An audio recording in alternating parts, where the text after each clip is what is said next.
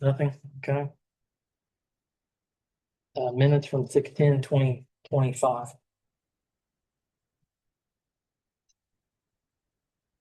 The only thing I'd like to mention is I wasn't here. So. Minutes are wrong. They're off, so is that okay, or? No, I think it should be Deb called. I called the meeting to order. It was corrected. It should be late. Yeah, it's on your desktop.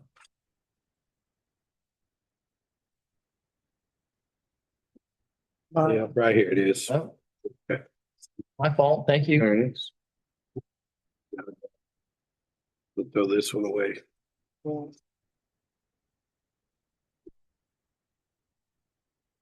Any issues with the minutes at all? Concerns? Oof. None of mine. I'll move to approve. Have a second. I'll second it. Brad and Tim. Quick roll call vote, please. Yes. Yes. Deborah Hendrickson. Joe Sailor. Yes. Bill. Abstain?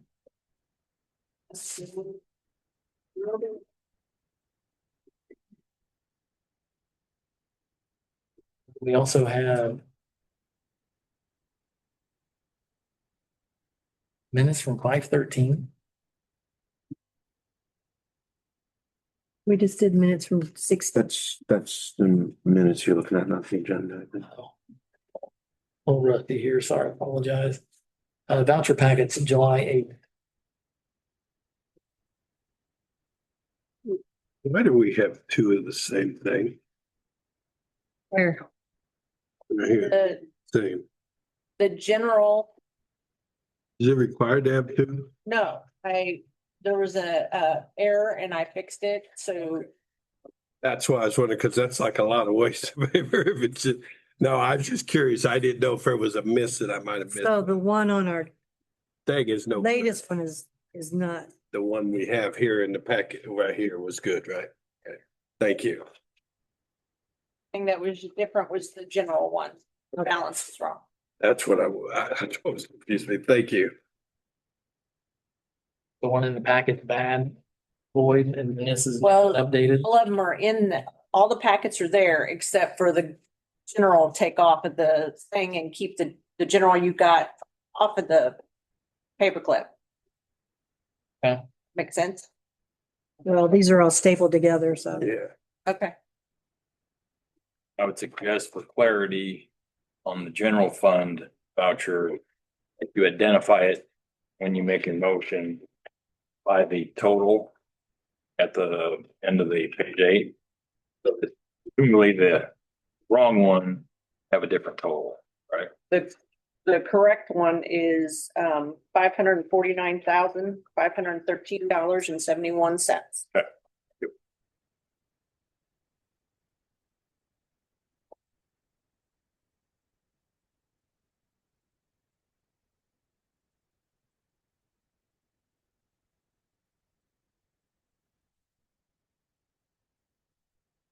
A motion, any questions? Motion to approve, second. I'll move to approve voucher packet 7/8/25, specifically with the general fund voucher packet being the version that comes to a total of $549,513.71. Second. Jill and Brad, roll call, please. Yes. Brad Decker, Yes. Deborah Hendrickson, Yes, Joe Sailor, Yes. Richard Hill, Yes, pass 5-0.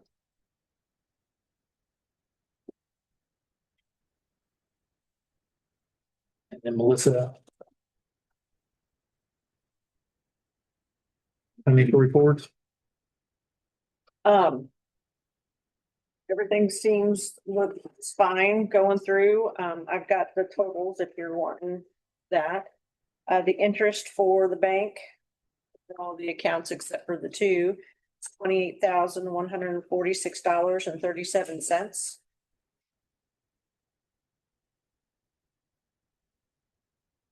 And we're all balanced and reconciled up to a certain period of Mhm. time. Yes.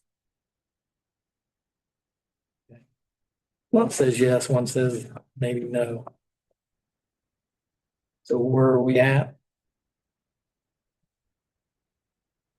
I don't know. I have not been.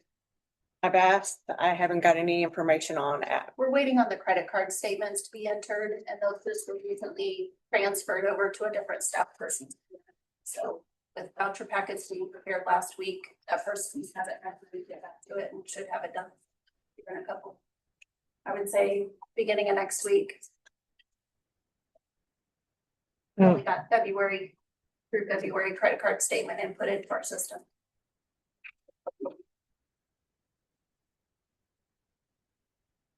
And excuse me for question. So our accountant that's helping us, I mean, he's kind of doing his thing, kind of getting things squared away and helping Melissa. We're on track to get things cleaned up. They pretty much have, they had everything reconciled offline and have provided us a link to the worksheet of their offline reconciliations and have made the adjustments in our system for us. Need to be reconciled by July 5th is our deadline, so we can get moving on our budgets for 2026. Thank you. Anybody else have any questions about the questions over here at all? No? Okay, thank you. First time on the agenda is old business authorization for staff vehicles. We've been discussing the fire general obligation bond. You all have approved an amount and we are proceeding with that portion of the bond financing. But I would like to ask for authorization to go ahead and purchase the vehicles, knowing that there is some time for setup and such of not only just the vehicles themselves, but the outfitting of said vehicles. I received today a confirmation. I had asked for information on final numbers for the actual cost of the vehicles, cost of outfitting by June 19th and received it today. So I do have the final numbers for the 2 Tahoes that were being asked by the fire department to be purchased, as well as Silverado.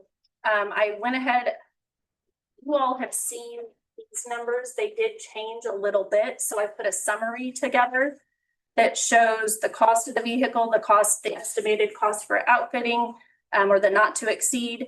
And then there in the bond, you all had given a total of we had kind of earmarked $240,000. Obviously, what they put together does not equal 240. But when I asked the deputy chief, I've spoken to the fire marshal and he has talked about additional items he would like to add to his truck. He's the one that's going to be assigned the Silverado. So I can foresee that the additional 22,000 that was remaining in that earmarked for staff vehicles will most likely, I'll come back to you, or somebody from the fire department will come back to you to request for approval to purchase additional items for Fire Marshal Kephardt's truck. So this right now is the outfitting is decals, lights, sirens, computers and such. So identical to the police cars. Yes. They're outfitting. Is that It right? may have some other features or I didn't get a detail. Literally, I'm giving you everything I received. Because I don't think the police cars were 20,000. It's more, I think they get more storage things in their car to carry. Don't they get a plug in where they can plug it in the car? Cause I don't think your cars come with that. I didn't think so. So they got it where they can plug it in a wall where it automatically keeps the battery charged when it sets for so long. Like I said, you all in the bond have already earmarked 240,000, but we've not come to you to physically ask for the approval to purchase these vehicles. So that's what this request is. Saying they got the money. So this isn't an appropriation, this is just approval to purchase, right? Yeah, but I do have a clarification.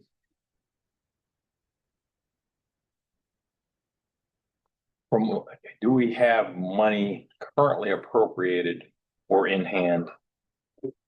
No. Or is it a matter of waiting till we either get the bond funds or we otherwise go through a process to appropriate monies? That was my deadline of June 19th, was if I had that information by June 19th, I could go ahead and do an additional appropriation and then we reimburse, like, let's say fire cap cum. But at this point, we're going to wait until the bond closes, which should be closed by the end of July. But it'll be before our next town council meeting. So they're only gonna save, 10 days. Does that work procedurally or not? Yeah. It does. Okay. Just can't sign a contract or a purchase order until the money in hand. What was their reason they didn't have it in? I cannot speak to that. I do not know. I don't think there's anybody from the fire department to speak as to why there was not. I did speak with Colin yesterday and he had just gotten the numbers, so I don't know if there was a delay in getting the numbers. And was going over to go meet with chief to review them, so.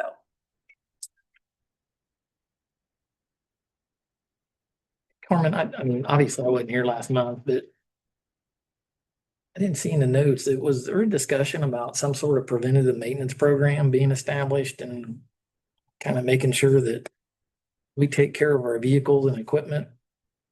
Was that, Slim, and we didn't really establish a program. There's not really been one established as of right now, but there's an ongoing program weekly of our mechanic going over there and working on trucks and whatever needs to be done. So it's a nonstop maintenance program, I guess you want to say. If something's broke, you call, we go look at it, fix it, whatever it is. well, I know the gentleman that spoke maybe 2 meetings ago, he really didn't say there was a program that they had established, so to speak. And I was just wondering, have you had have you discussed that, socialized this to where this is a lot of money, $250,000? An actual set down maintenance program where we've asked to kind of do that before has never been done. But it goes along with the rest of our vehicles that, they get the oil changes when they need oil change, they need brakes, they get brakes put on tires, whatever it is. Mr. Ship, do you have like a program established or do you do? Put the request in, we get it done every time it comes around, 3,000-4,000 miles to get service. Could you possibly share that with Mr. Funkhauser or something and to where, is that transferable to all departments concept wise? So you get them serviced with the town, Yes. at the town garage. And now we got a certified mechanic, correct? Right. So he I think- we go to work on these trucks. I think that a lot of the maintenance stuff we talked about in the past couple of meetings dealt with bushings on the ladder truck arm and things that would be outside the scope of what the town's able to do. But I would think that these vehicles would easily be able to be serviced by the town. As far as this approval goes, I'm fine with taking it up tonight. I'm fine with leaving it until the bond closes. It's not of any great moment to me. We already approved the bond.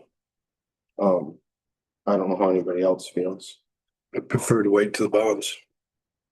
Just my Will you be able to sign anything until the bond? right. That's what I want to make sure that we don't.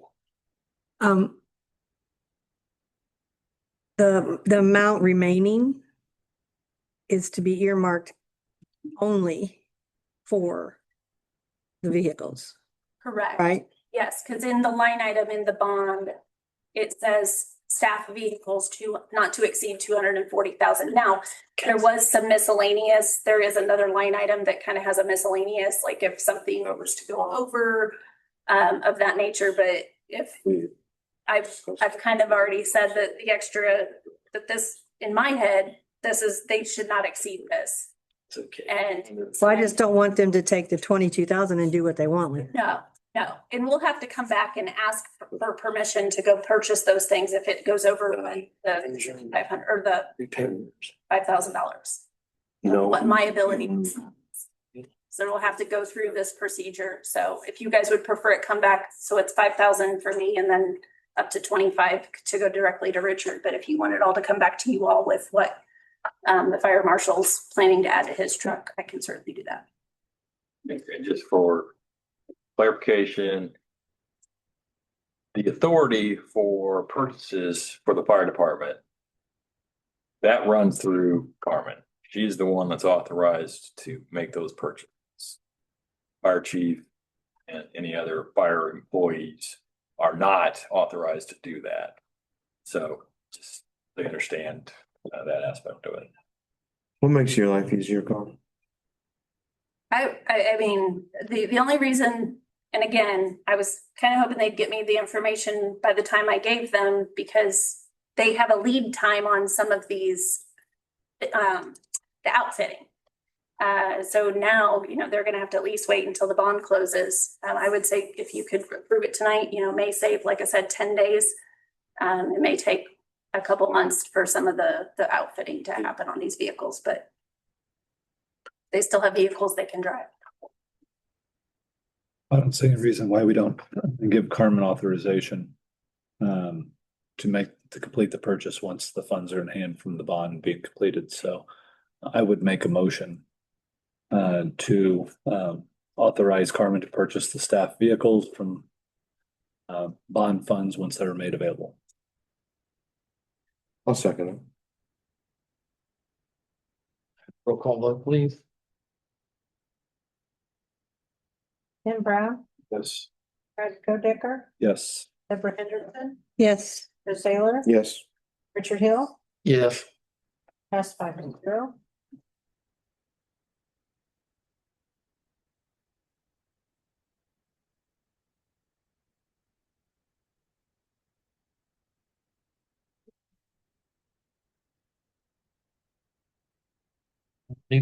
New business consideration of bond financing roundabout, Bob Glidden and Main Street. So before I jump into the actual bond financing, I wanted Crossroad Engineers to provide an update on where we are with this project. So as Trent and or Mark come up, I don't know if Mark's gonna be Vanna or Trent.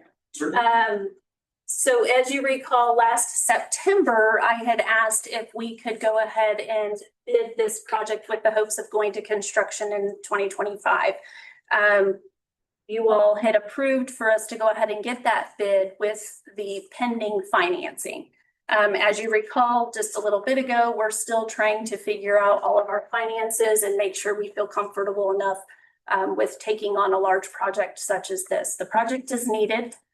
We constantly get calls from the folks that work at Amazon, DHL. They're going rogue and finding other ways to exit that area. So it's becoming kind of a traffic hazard.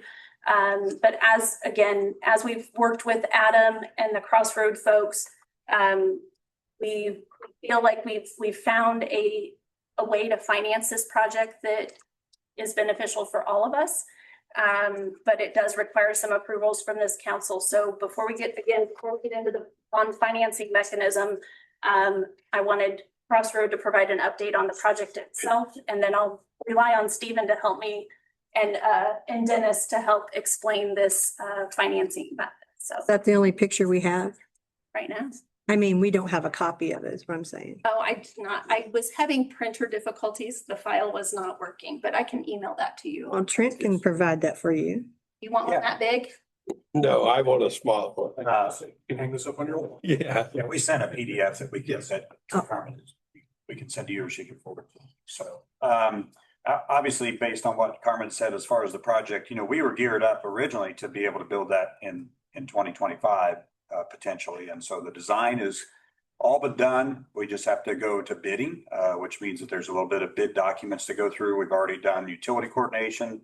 It's, fortunately, it's a project that doesn't have any purchase of right of ways. We did have a right of entry that we got from the development. If you could kind of show where that was. Yeah, right here in the corner with Amazon. So just a right of entry to get in there and to be able to build, especially because we have during the main traffic, keeping traffic open in and out to the east only. We had to put in a temporary road with the construction of the roundabout for phasing. That created a need to be on their land in that grass area right off of the edge of that dry detention pond.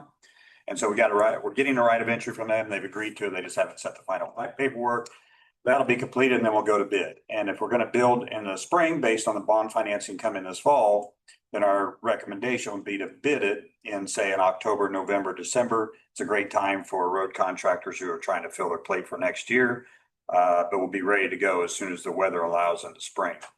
Typically on a roundabout project, we would always like to do a closure to get in and get out, which is about 60 days on a typical roundabout, unless it's got complications. The complication with this one is that we need to keep it open to traffic and to truck traffic, specifically coming in and out. So there's like 3 or 4 phases, really 2, 3 major phases. But basically it's going to extend the project to be more like 100, 110 days. Length of project, again, that closure would be really to the west leg only, not the east, not the south. So you'll get in and out from the interstate, but it will be shut off from the west side during that duration. The whole west side? So where would you, 110 days that it's the west side, or No, there's a, Might be. the last phase, we're constructing, the south leg and everything else will be open. so it So might be more like 90 or something like that for the west leg, but it would be more extensive closure for the west leg. So that's kind of an update of where we're at, but with a bond in place, then we could be ready to bid it. And again, I know you don't want to bid it. You got 60 days when you bid it to award the bid. So we want to make sure that your bond is fully ready to go during that time frame somewhere. So if we say, hey, it's safer the bond money's not gonna be ready until October or November, then maybe we don't bid it till November. That gives us to January to award it. But I would recommend that we get it out ahead of like that winter time, because it gets into a time where there's a lot of other projects getting bid and we want to be one of the first ones out if we can. we'll be mindful too of, NDOT has a regular letting schedule and we'll make sure that this is let away from that. And that will just help with, competitiveness of bids. 2 questions. So you mentioned Westlake closed. So you would reroute, what would your new route pattern for 90 days be? Yeah, so I think we had them going down south I think they'll go to both north exit at Worsville and then also south down to Franklin, right? In both directions. And obviously what you're most concerned about is truck traffic getting to their places.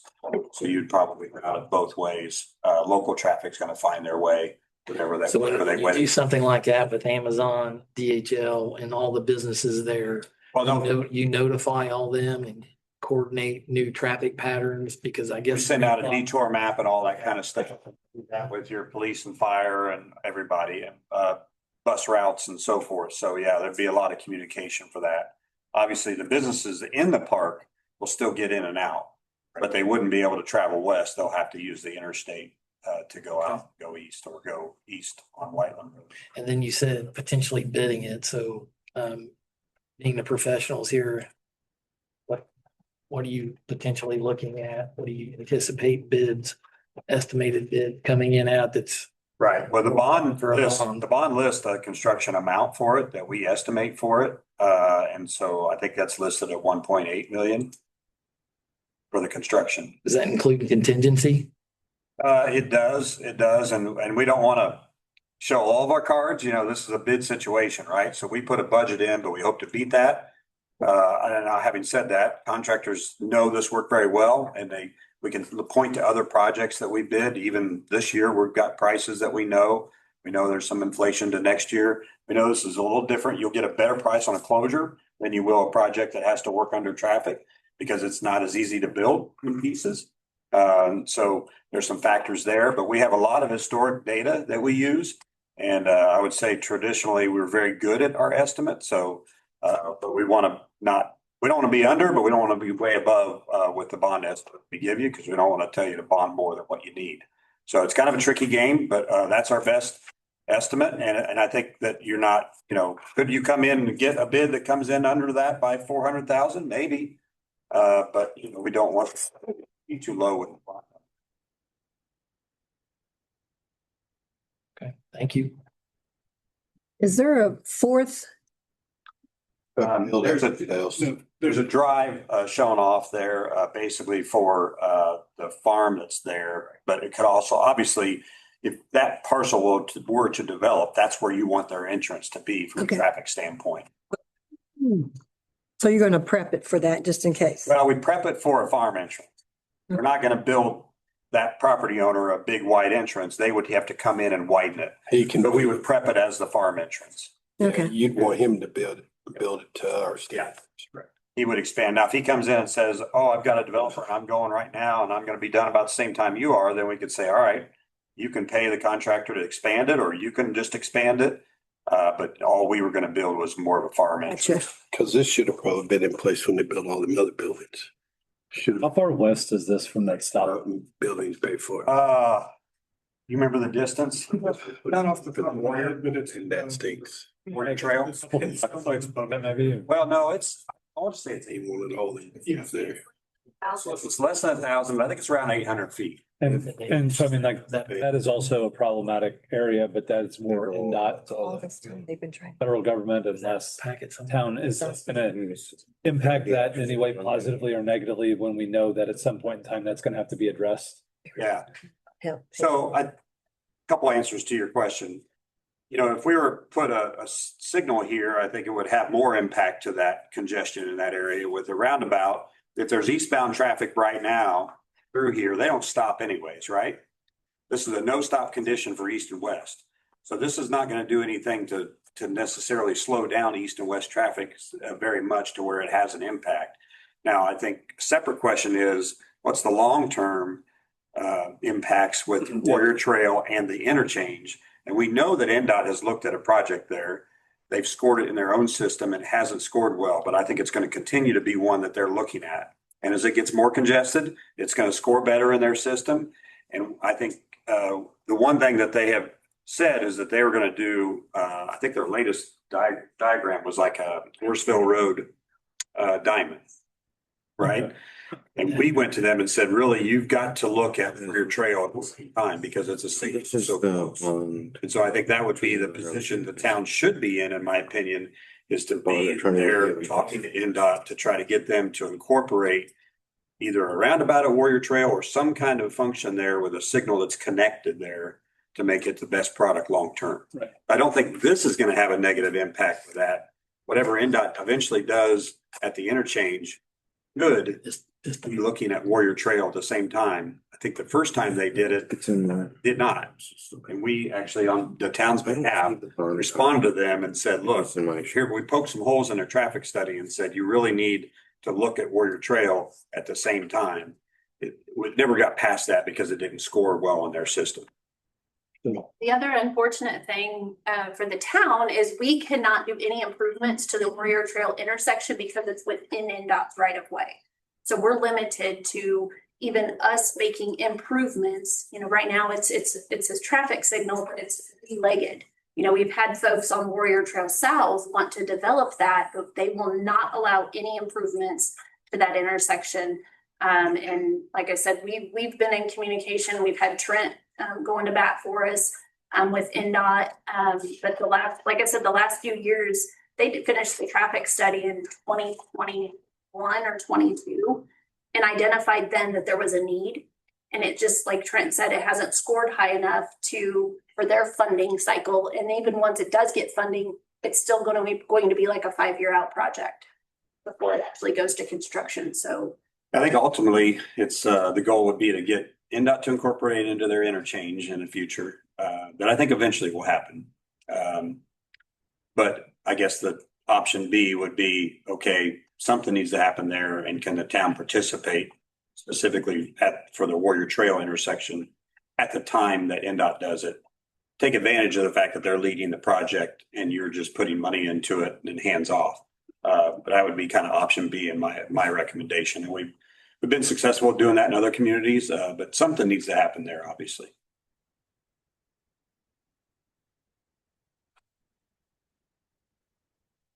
So asking Joe, so do we have an idea of the payment and the term, and is Adam Stone ran his yes. magic numbers and stuff? It should have been a sources and uses of the funds. that kind of spell out the bond amount, the par amount, and then all of the things we're looking to put in with the bond. For the roundabout construction, we are wanting to put some artwork in the middle. This is our entry point into Whiteland. It is named Bob Collision, so we have put some conceptuals together of how do we, put something in the middle. The reason people want to put artwork, obviously it looks nice, but it's also to deter people from driving straight through them, or maybe sometimes it makes it a target, who knows? But that's the goal, is to kind of deviate folks from looking straight ahead and going around the roundabout, not through it. And then we also are wanting to add flock cameras, which are the license plate readers for the police department to monitor traffic coming in and out of town off the interstate. So as far as these two, he's the bond counsel expert and he's a legal counsel expert to kind of explain how this is to be funded.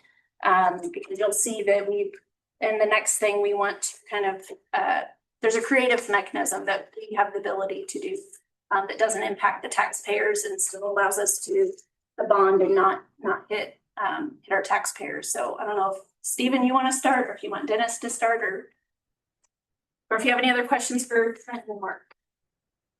First, do you have any other questions? Thank you, guys. No, thank you. Thank you. I'm gonna let Dennis do the bulk of the explaining, but I'll kind of tee it up by saying that the structure will involve the redevelopment commission. And with that, I'll turn it over to Dennis. I was waiting for something big. Captured it all. Good evening, council members. Dennis Otten, Rose McKinney and Evans. Good to see you all. Good to see you. And Armin explained the project quite well. This one, financing wise, is a little bit different than some of the structures that we've talked to you all before about your bond issues. This financing, and Carmen, do they have the timetable? They should. In Yes. their packets, and I've got extra copies. I'm not going to get into them, but what we're proposing tonight is and Stephen mentioned that this does involve the redevelopment commission as well as the council to be created in what we call the Whiteland redevelopment. I don't know if the on the council, financing structures, building corporations. I am, but I'll try to avoid getting in them as much as possible. Yes. Out of first, just. I know how I have an understanding of it. So, Well, I have a question first. So when you develop a redevelopment authority, is that the redevelopment commission or is that a separate board? it's a separate board. Okay, that's what I thought. So we have to create a redevelopment authority. And that would involve adoption of an ordinance and Okay. appointment of 3 members by the council president. You might ask, well, why are we talking about a redevelopment authority? This project, due to its size, will exceed the debt limit of either the town or the redevelopment commission. So we can't do a straight financing that would have a property tax backup to it. We want to have a property tax backup on this bond issue because it's going to give the town the very best interest rate when these bonds go out to sell. Otherwise, the bondholders, banks looking at this are going to have a diminished security position. So when I say property tax backup, we do not ever intend to levy that tax. It's an insurance policy for the bondholders, more or less, to know that if Whiteland's standing behind this bond, it is going to get paid. And I'll tell you, we do this all the time with these types of projects across the state for road improvements. Very common type of financing. Will be a first for you, but this is sort of the go-to financing mechanism for road projects in Indiana, where we will put a property tax pledge on, but we're really going to pay the debt service from available revenue. So that can be TIF revenues, lit revenues, anything you all would want to appropriate. In this case, it's probably mostly going to be paid from TIF revenues, or other funds that might come in. And so you'll never levy that tax, but there's a mechanism in the document that all those sources should go away for some reason. there'd be an ability to levy that. And so does that allow the clock to not start until such a time as if everything, the wheels came off and we actually had to levy the tax at that point, the 25 years would start? That's right. That's what we're proposing here is a structure that will allow you to prevent the clock from starting on the TIF. Still allows you to use TIF to pay for it. The legal. But how does this redevelopment authority have authority over redevelopment's money? Okay, so I will explain this. We'll create the redevelopment authority. Now, this is the school across the street as a school building corporation. The school building corporation issues the bonds.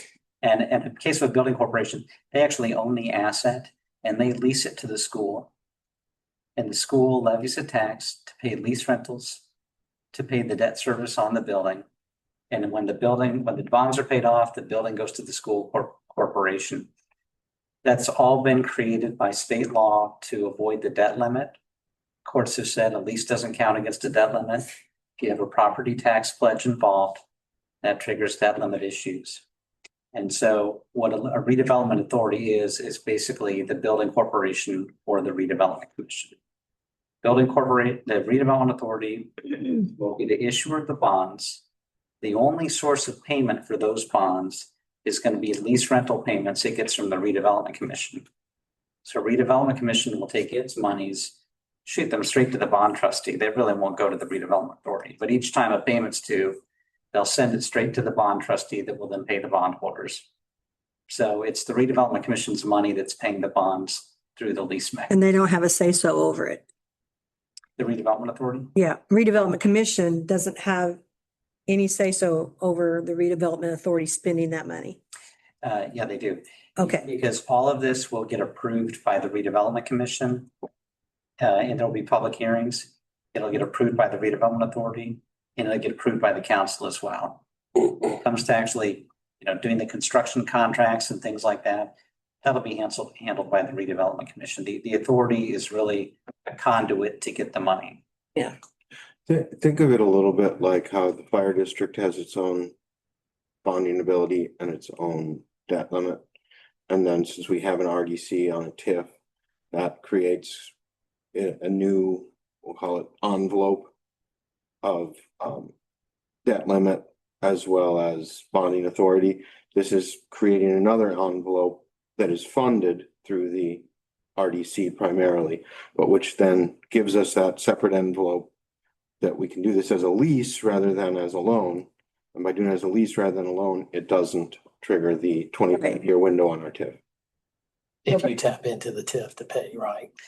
No, the TIF will pay for it. It's as long as we don't do anything tax wise to pay for it. Right. As long as we don't, as long as we don't levy a tax to Joe, pay for it, I think. hey, I'm gonna clarify that. Okay. Dennis, you were probably gonna do the same thing, but the clock is not triggered by imposing a tax. The clock is triggered by pledging TIF revenue. This structure is not going to pledge TIF revenue. Okay. That's what prevents clock from starting. Okay. It's instead going to say that it'll be paid by any and all. revenues. Then Dennis, you can explain that a little better than I can. You're exactly right, Stephen. It is the term pledge that triggers the clock. Now, what we'll do when we go to investors, and I say Adam will put this information together, and if there's an underwriter involved, they'll put it together in a packet, or we'll just go straight to banks. When the banks look at this that are going to purchase this, and I say banks because this is probably going to be purchased by a bank, given the term of it, it makes sense. But it could be underwritten, we could get a rating.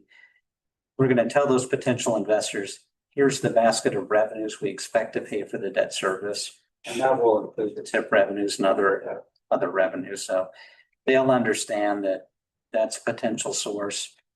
And they probably won't really care because they know that the property tax pledge stands behind it. And that's what's really going to make the bonds get the best rating, the lowest interest rate, because there's that backstop to it. But we won't. Now we could say we're pledging TIF to pay for these bonds. And I would still tell you, let's put a property tax backup behind it because that's a better credit. But if we say pledge, we're starting the clock. And that means 25 years from now, then your TIF area will expire.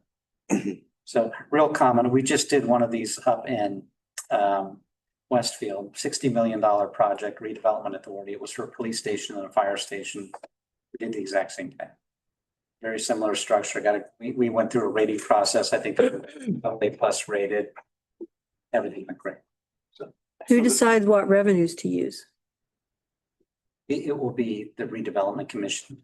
Will be the one to, we'll have the obligation of the redevelopment commission to use legally available revenues. We'll have something in a resolution of the council that says we understand that if we appropriate funds for that purpose, they may be used to pay it. Doesn't commit the council to do an appropriation. It just acknowledges that we want to do an appropriation for that purpose. The commission will use them to pay that service.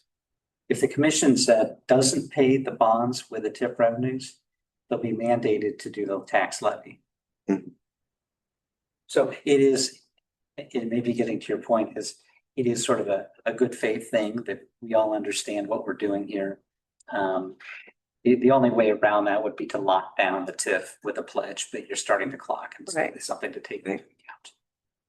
Well, and as you said, you'd still want to back it up with a property tax pledge, just for an interest rate purpose, even if it didn't have the benefit of avoiding the trigger, right?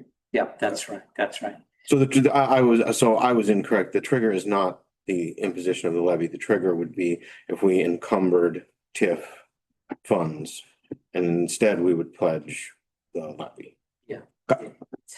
That's right. Yeah. And we had a conversation about this with Steve, and he asked a very good question, like, well, how do we document this? There'll be a lease agreement between the redevelopment authority and the redevelopment commission that will spell out the payment dates. It'll say those payments are going to go straight to the bond trustee who will pay the bondholders. And then we have a section that talks about source of payment. And that will say legally available revenues of the commission, any funds of the town that it may determine to appropriate for the purpose. And if neither of those are sufficient, then a property tax levy. Do you know how long the bond will be? Yes. I think it's 10 years is what Adam is. 10 years? Yes. Can you pay it off sooner? That might be an Adam question. Yeah, it's probably an Adam question, but the question becomes, how much of the existing resources do you want to use to pay that off? I haven't seen the numbers, but I presume that Adam hasn't taken all of the TIF revenues and thrown them so where you have. Right. So my guess is that there's some cushion in there to allow the commission to have some resources. The other benefit to this structure, while I was sitting, you saw me on my phone, I was surfing the net. I was checking the debt limit for the redevelopment commission, and it's right around 2.2 million this year. So this financing, I think, is around 2.5. So Right. going over that, you pared it down to 2.2. You could do this without a lease structure. The problem then would be kind of like the town's general obligation capacity. The redevelopment commission would soak all of its general obligation capacity, it's a nice safeguard to have if you need to do kind of a spot borrowing. Because I know each year our redevelopment commission will collect more money each year, especially as the abatements are rolling off. And that's factored into this. So the initial payment would be due in 2027, and it's at $242,500. And in our June settlement, we did receive over $1 million in the redevelopment commission.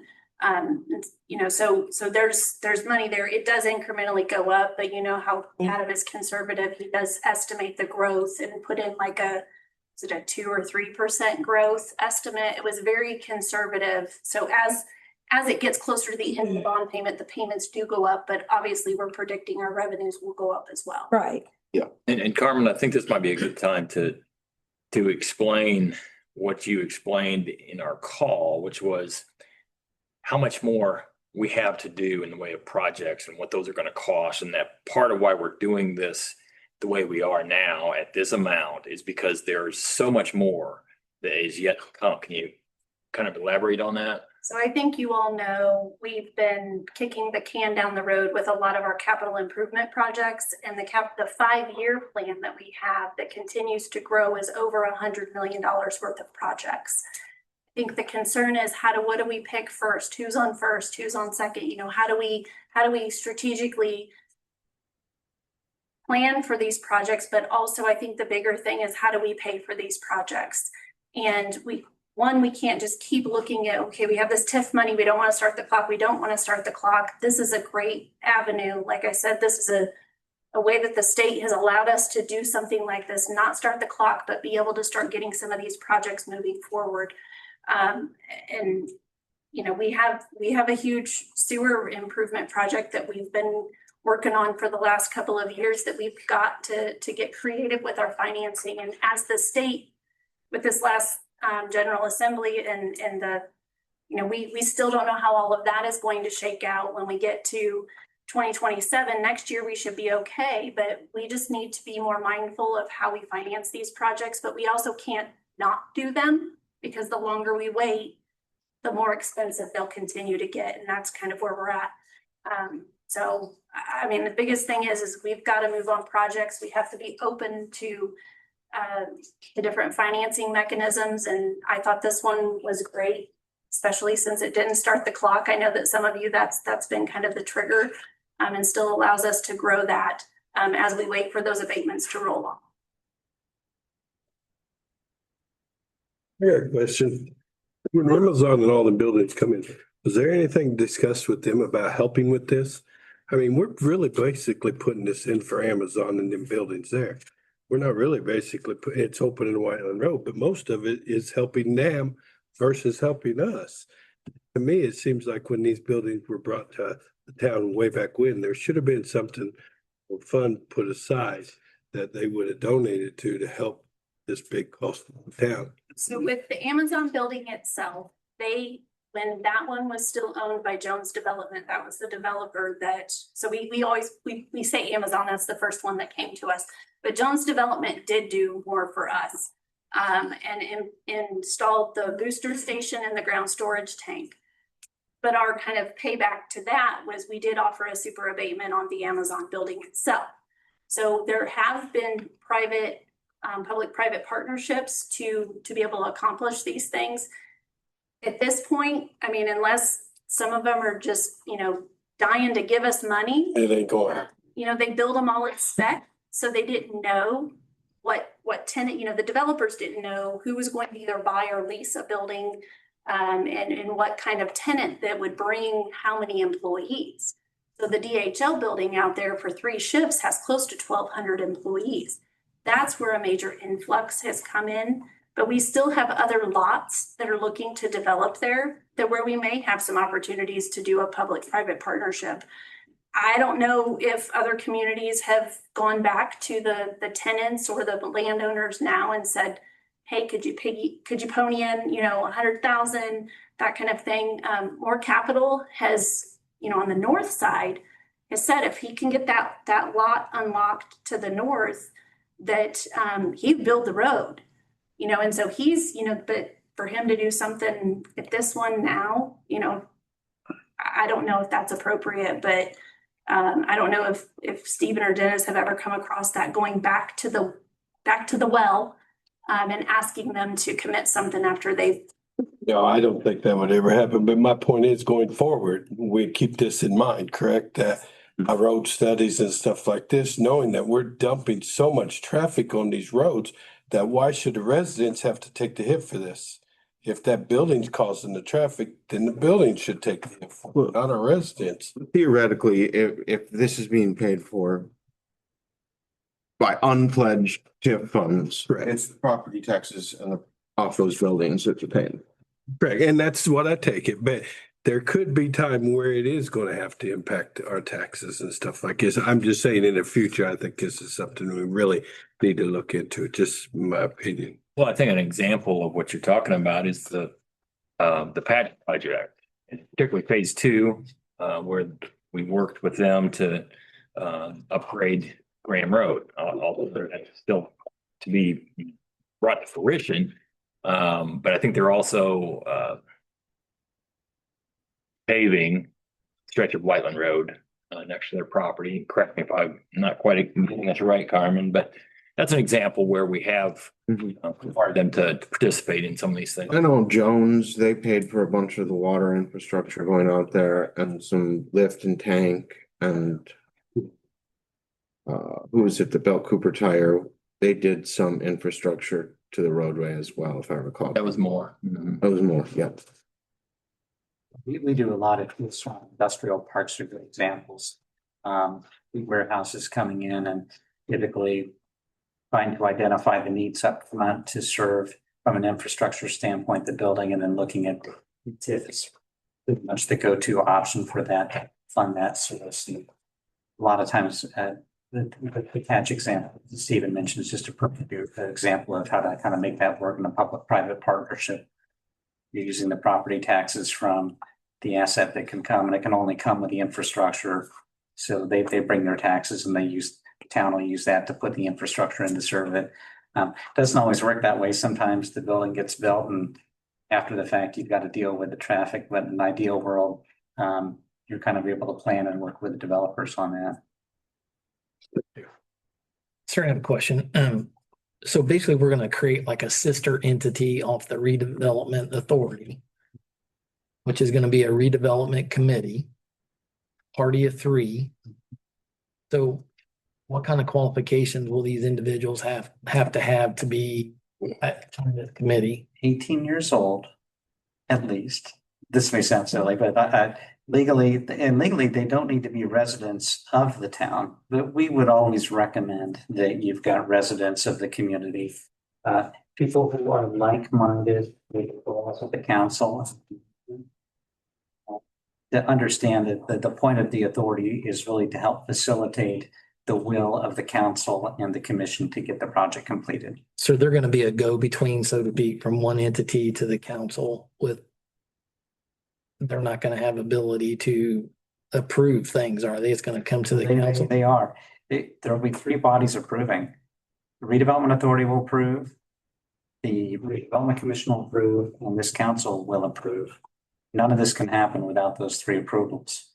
Now, what will happen in theory is this redevelopment authority will probably only have 2 meetings for this deal. We'll have an organizational meeting, and then we'll have a meeting where they'll adopt a resolution approving the financing. But once the bonds are issued, the redevelopment authority will really go dormant. The redevelopment commission will take over and they'll kind of administer the funds and do everything. So it reminds me of when we did the developer-backed bonds with Patch and we had to create an economic development commission.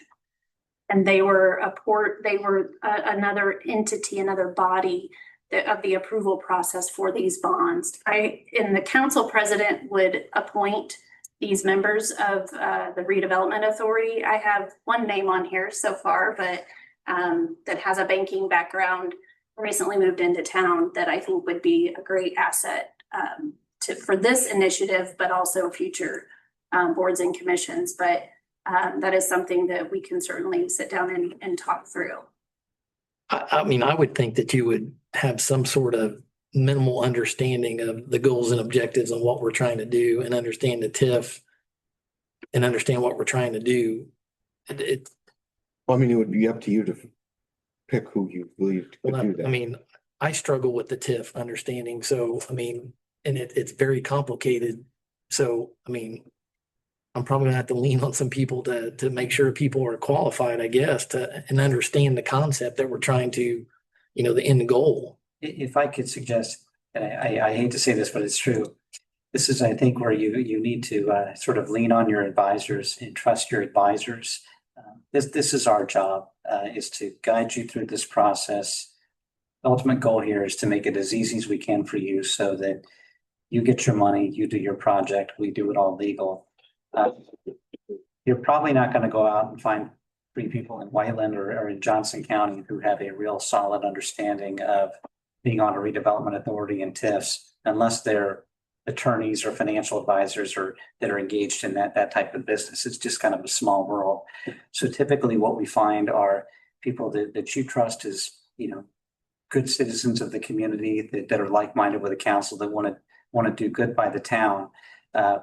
Stephen, myself, Jacob, and Adam can come to meetings with them. We can advise them. We have some materials that we put together, just sort of general high-level materials about how do redevelopment commissions work and redevelopment authorities work. But a lot of this is, you know, us kind of providing the documents to them and explaining at a high level how it works. But Okay. we always say if they get a question and they don't understand, just have those people call us or put us in touch with them and we'll answer those questions. A little bit like the bond documents that we review. Okay. I'm an attorney.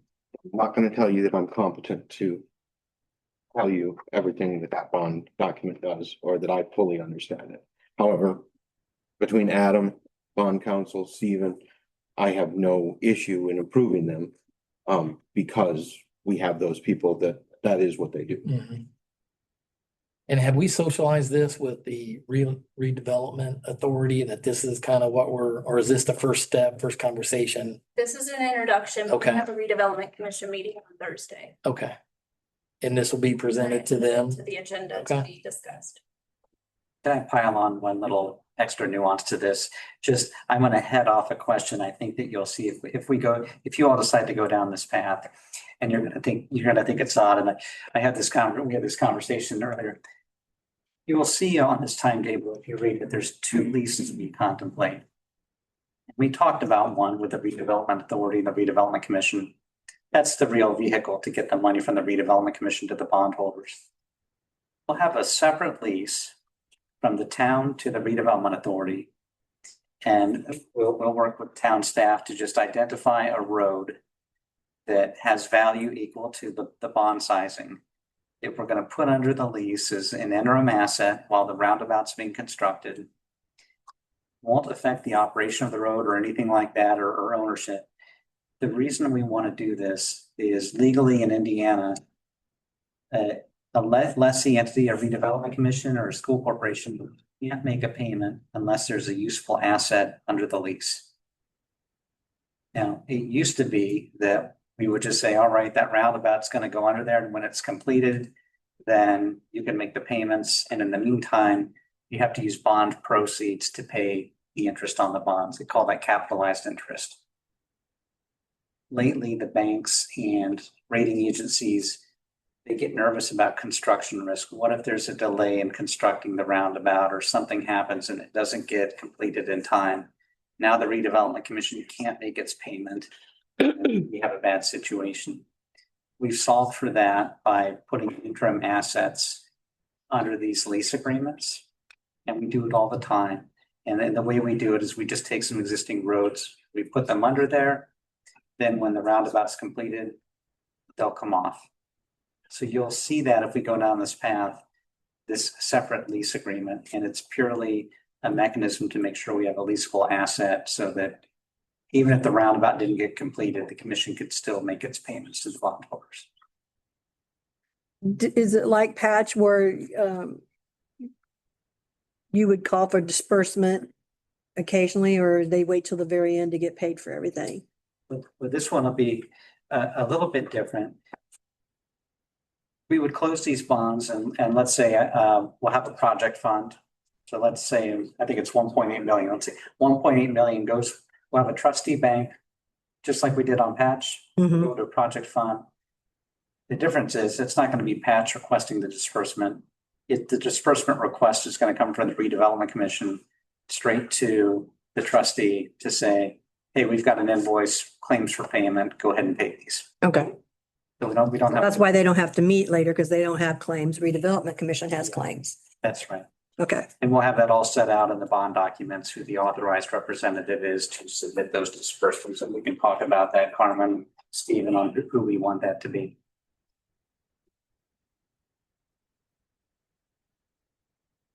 I know this, I tell you, I've been doing this for 25 years and lease financings to me are just, it is a legal fiction, but we have to deal with it here in Indiana, but we all know who's paying for this stuff. Thank you very much, sir. But if you guys have any follow-up questions, just reach out to Jacob or myself and I'm happy to answer them. This is just an introduction. And you should have had, again, the proposed timetable in your packet. If did not, I can email that out to you. Yeah, it looks like maybe they did not get that. At the timetable, I got a breakdown of the financials that Adam had included. I don't, That time for you. basically an introduction. If redevelopment commission is supportive of this, we'll come back to you in August with an ordinance. And like I said, I'll send this out to you after tomorrow. Thank you. And following up on the timetable, because of desiring to get this bid out at a early part of the, I should say fall, but before the year ends and ahead of the rush, so to speak, for next year, we do want to move this forward as long as you are agreeable sooner than later. Do you want us to express, would it be helpful if we took a position tonight with the RDC? As I kind of alluded to earlier, I'm an attorney, but I'm not gonna tell you that I know the ins and outs of all of this. I can tell you that I have a fair amount of exposure to this through my work for Greenwood. It's consistent with what I've seen elsewhere. It's consistent with what has been described as best practices elsewhere. It allows us to avoid the triggering the 25-year limit. And I think the thing that hasn't really been discussed is that the amount of this bond compared to our projected TIF revenues as the abatements fall off is, I'm not gonna say insignificant, but it's not. Right. So it is not a significant amount of that projected revenue coming in. I think Carmen said our disbursement this year was about $1 million. And that's with a whole bunch of abatements. Just June. Just June's. So I don't have any concern with it. I would be in favor of proceeding in this fashion. But that's just me. I mean, I trust Adam and I trust Bose McKinney. I mean, we've dealt with Bose McKinney several times. Never had any problems. And Stephen, so they all say it's okay with that the town does this, then I'm fine with that. Steven, do you have any comments that you'd like to share since you're? To me, the ultimate question is, do you agree that this roundabout project is needed for the town? And if you agree with that, we need to get it moving. I do. And this is the way to finance it. I do agree that's going to have to happen. There's simply too much traffic coming across that interchange. And another 100 million worth of, you need. Pick your poison.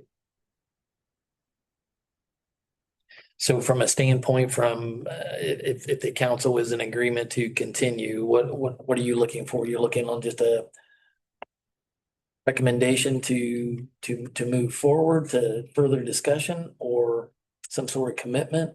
What are we looking for? I would be looking for, I'm just kind of referencing the timeline, just an indication that you are in agreement with moving forward with this proposed financing. And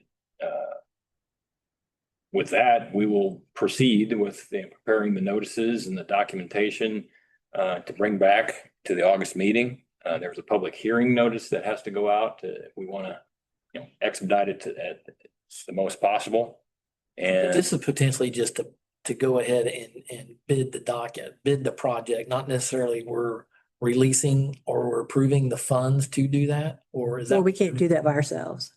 We have to, the RDC The has RDC to agree with has to have to. create the third entity, and then everyone has to agree. So this is the first step would be basically for us to say, we're interested in doing this. What about you, RDC? Yeah. And also, is this also approving the engagement with Bose McKinney then? well, that'd be a separate one. It's a separate That one. would just fall naturally. If you agree to proceed, that would be your next step tonight to authorize approval of the engagement letter with Bose. I make a motion to proceed with the consideration for financing for the roundabout for Bob Glidden. I will second that. Debbie and Joe, roll call, please. Tim Brown, Yes. Joe Decker, Yes. Deborah Hendrickson, Yes. Joe Saylor, Yes. Richard Hill. Yes. That's my decision. I will then make a motion to approve the engagement letter in our packet with Bose McKinney and Evans for to seek that uh bond financing. Nice second. That again, roll call please. Tim Brown, Yes. Brad Godecker. Yes. Deborah Hendrickson, Yes. Joe Sailor, Yes. Richard Hill, Yes, pass 5-0. thank you, sir. Thank you. You have a good evening. You as well. Fine. Thank you. 2025-08.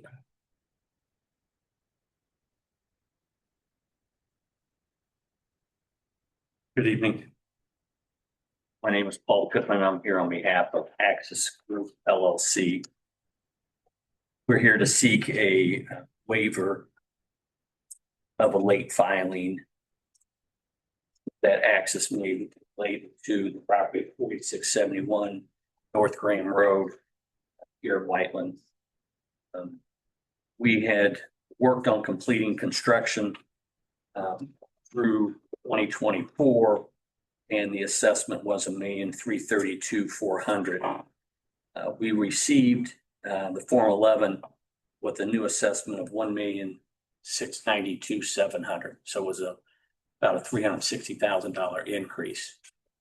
Our read on that was that the construction wasn't completed and they were adding the additional dollars of the assessment, which controlled the date of our application to be filed. Our reading was that we had 30 days to file the form, which we did by June 3rd, but it wasn't the additional construction cost. It was just the new assessment of the property after it was built. So our deadline was actually May 15th. So we have reached out after the filing, our filing, about a week later, spoke with Ms. Frazier, and the client did with Ms. Frazier and counsel as well, trying to be proactive and make sure that we had everything that was filed, and showed at that time that our interpretation of the assessment was incorrect, that it really was just normal assessment and not the additional construction that we were. So because of that, we were late 17, 18 days on. So we're here to request the waiver of that late filing to keep the abatement in place that we've already done the work for. We have budgeted for that in 2025, and it would be a strong hardship to the company if it wasn't continued to be granted. And their SB ones have been in substantial compliance. Right, yes, Historically, correct? yes. And just a note, before we conclude or approve the resolution, we do need to open up a public hearing. Okay. Let's go ahead and do that and see if anybody else has. Okay, so we'll go ahead and open up a public hearing on this topic. Would anyone like to speak? Going once, going twice. Okay, we'll go ahead and, Before we do that, we need, this is where we gotta- situation now with the, being on the internet. Is there anyone on the internet that wants to participate in this hearing? Okay. They raise their hand or anything? I can't see it. Anybody? I think they No. put it, they, And she says no. I love to chat. She did not want to chat. Okay. So we'll close the public hearing and close the, I guess, that particular video conferencing ability, or do we just leave that open or have to? Let's leave that to our technical people over there. Okay. All right, thank you. Well, so I mean, they're in substantial compliance with SB 1. This is just an interpretation issue. We want to be great partners to work with. So like I see zero concern in approving resolution 5-08. So I would move that we approve we approved resolution 2025-08. I feel the same way. If they were out of compliance on their SB 1, I would take a probably different view of it. But as it is, they there isn't a material hardship or ill effect to the town in them being a couple of weeks late on that filing. So I'll second Brad's motion. Got one question for the attorney. Got a young man, what's a manager at Access? Should I abstain through this? When you say you have a young man, He's a friend, he's a family friend of mine for the last 30 years. And I didn't know if it would cause any problem or should I just abstain from it and let it? for the abundance of caution, that would be fine to abstain, assuming that it gets passed by the others. I would assume it would. It sounded like that's why I was at for the main vote. Right. Okay. So, I made a motion in 2 seconds. We have a vote, please. Tim Brown, Abstain. Deborah Hendrickson, Yes. Joe Sailor, Yes. Richard Hill, Yes. pass 4-0 Thank you. Thank you. Sir. Thanks, sir. Thank you. Carmen, Thank you. take care. Next item is the employee health benefits renewal. This traditionally, our renewal period starts August 1st. I wanted to come to you all and discuss, I put a memo together and it was in your packets. I also met with Melissa and Slim and to kind of discuss this ahead of the meeting and kind of where we sit with everything. So our utilization rate was well over 100,000, meaning that the carrier estimated what premiums they needed to collect, and we exceeded that by 130%. So the rate increase we were looking at from our existing carrier was almost 31%. Our broker took this out to shop the market and came back with a couple of other proposals that are in that memo. Every other carrier that was invited to bid refused to provide us a price. So obviously you can see that our current carrier was almost a 31% increase. Another carrier was almost 44%, and there was a new carrier at a 16.7% increase, of which obviously, as I've talked with Adam, as we look at how, again, the General Assembly has now really limited how much the towns can grow. We're going to be stuck at a 4% growth. Any expenditure that we see over 4%, we need to be very mindful of how we plan to pay for that. The town has primarily, since I have been here, paid for 90% of the premium, with the employees contributing 10%. So also included in my memo was taking the proposed of BHP at a 16.7% increase and adjusting the employer contributions to have that discussion with you all and have you all kind of make that decision. We stick with the 90% of the employer paying, the town paying this, and 10% for the employee? Or do we look at having a more cost share for our employees? Obviously, if we go to, and again, I broke it down, what a 90-10 would look like, what an 85%, 15% split would look like, and what an 8%, 20%. If we're staying mindful of the 4% and that's all the town can grow, it looks like it's leaning towards that 80-20 split. But I'm kind of leaning towards the 85-15 is what I would recommend. We look at it asking the employees, or well, not asking, but if they would like our coverage, that they contribute 15% versus the 10%.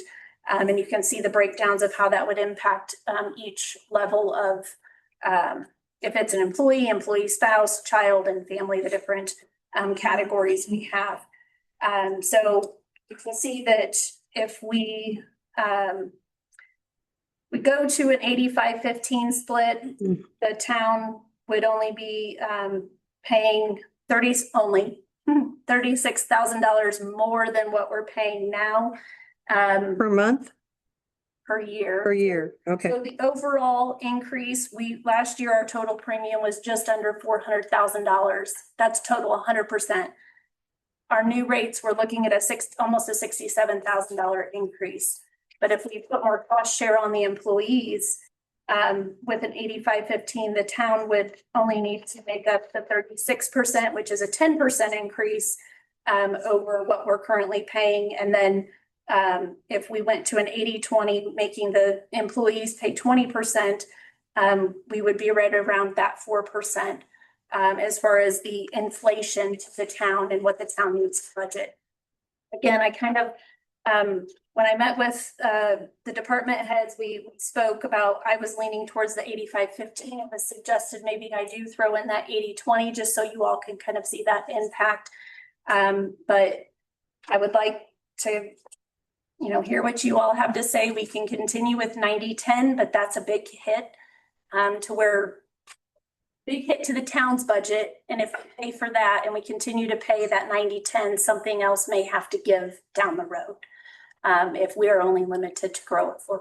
So Do we now give each employee some money? we do, This. yes. So we still, in addition to a major medical plan, they also get an HRA card of $1,250. You would. That's every year. That's every year. If they don't, it's use it or lose it type of thing.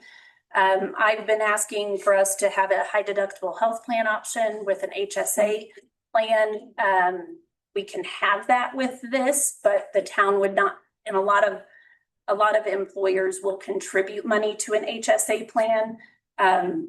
For this year, we're not looking for the town to contribute to an HSA. An HSA stays with the person, whether they stay here or they go elsewhere. But we would ask to continue the HRA at $1,250. I believe that it's around $37,000 is what, if everybody used their $1,250, but we have some employees that do, and we have some employees that don't. And then, like I said, that's a user lose it. So if they don't spend it, it comes back. The town doesn't have to. Correct. Yeah, But we do also offer to our employees a longevity bonus too, correct? we do. Okay, so this is my intake on it, okay? And I'm just one person. I know I'm not gonna be liked for it, but it's just part of life. Every place is raising insurance right now. I mean, most companies going across boards, we're taking all hits. I mean, most people are seeing an increase. I've seen an increase that most people do. I think it's great, but I think the employees could share a little bit of the cost with us, on trying to keep it done, because we do offer other benefits to them. We do offer the little $1,200 if they don't use it, they lose it, but we do offer a longevity bonus.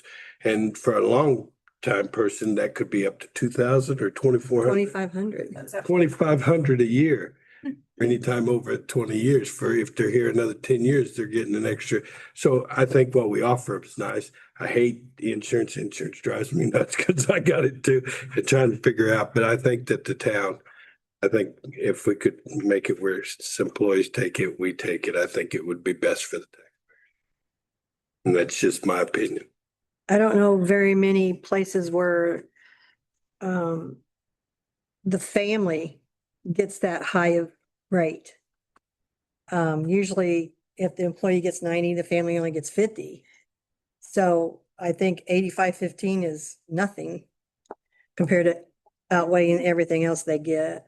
And those are options we can look at down the road. Mm-hmm. This always seems to come up last minute. Right. But we changed brokers in February, March, and by the time we got this out to shop, we're back in the same boat we were with. Every year. And so, there are other, I think when we go through the employee handbook and do the revisions to that, we can dig in deeper on benefits. But that is one thing that where us as a municipality, we have great benefits, we have great perks because we're not the private side. And, and where, we may lose, at least on I'll just use the building side of things or my side of things. We may lose employees to the private sector, to an engineering firm or to just a private sector, and they can pay a lot more, but they may not have the benefits, that we offer here. They have a great, like a time off program, like you mentioned, the HRA on top of a longevity type thing. Where our salaries may not be able to compete with the private sector, we feel like we're competitive on the benefits. And that's one thing, when we have open enrollment next week, we're going to provide every employee their total compensation package. at least on the health, and those ancillary benefits. If we also added in what we pay into PERF for each of our employees, I mean, we're looking at well over, just on the health benefits, about $20,000 on top of what people are making cash that they get every 2 weeks in their paycheck. So, you know, it's a balance. But like Tim said, every company's having to have these conversations. So that's where I wanted to provide you all with options. We stay where we're at with 90-10. The extreme is to go 80-20, or do we settle in the middle with an 85-15 and ask for a little bit more on the employee contribution? I don't think 80-20 is extreme. Bargersville dropped theirs to 50. Did they? Yes. Just Carmen is the, well, I had them ABC, so the town contribution, HR card 1250, the bonus retention program, longevity, and the PERF contribution, all that's gonna stay the same. No adjustments there. I mean, the PERF continues to go up as we continue to pay our employees more. That's a match. Or that they, there's a 0.2%. percentage we have to contribute to PERF 11.2%. of their salary gets put into their PERF. And then as longevity, every year it's an extra $100 for every year that they continue to work with. So you had Mr. Ship and Slim, so consensus, and Melissa, apologize. So where were you guys, if I may ask, on this? Start with you. I don't think it's out of norm doing 80-20. Mr. Ship, where were you at, sir? It's the same. I mean, it's time. I guess we're gonna have to take a hit. Yeah. Unfortunately, it's coming to that, and we all know it. If you just look around everywhere, I mean, even my wife's company, the insurances went up, and So you were 80. For what the town has paid in the past, but we get it, and it's time to. I started at Bargersville. It was $10 a month when I first started there. That's all it cost me for health, eye, and everything, and that's how much it went up in the past. You were an And they took away 80-20. your longevity. Yeah, they did. Okay. Be that hurt. Slim, where were you? Thank you. Where were you at? Just 85-15. I mean, that beats up the one in Austin. I guess I've worked for the government for most of my career in some fashion or another, and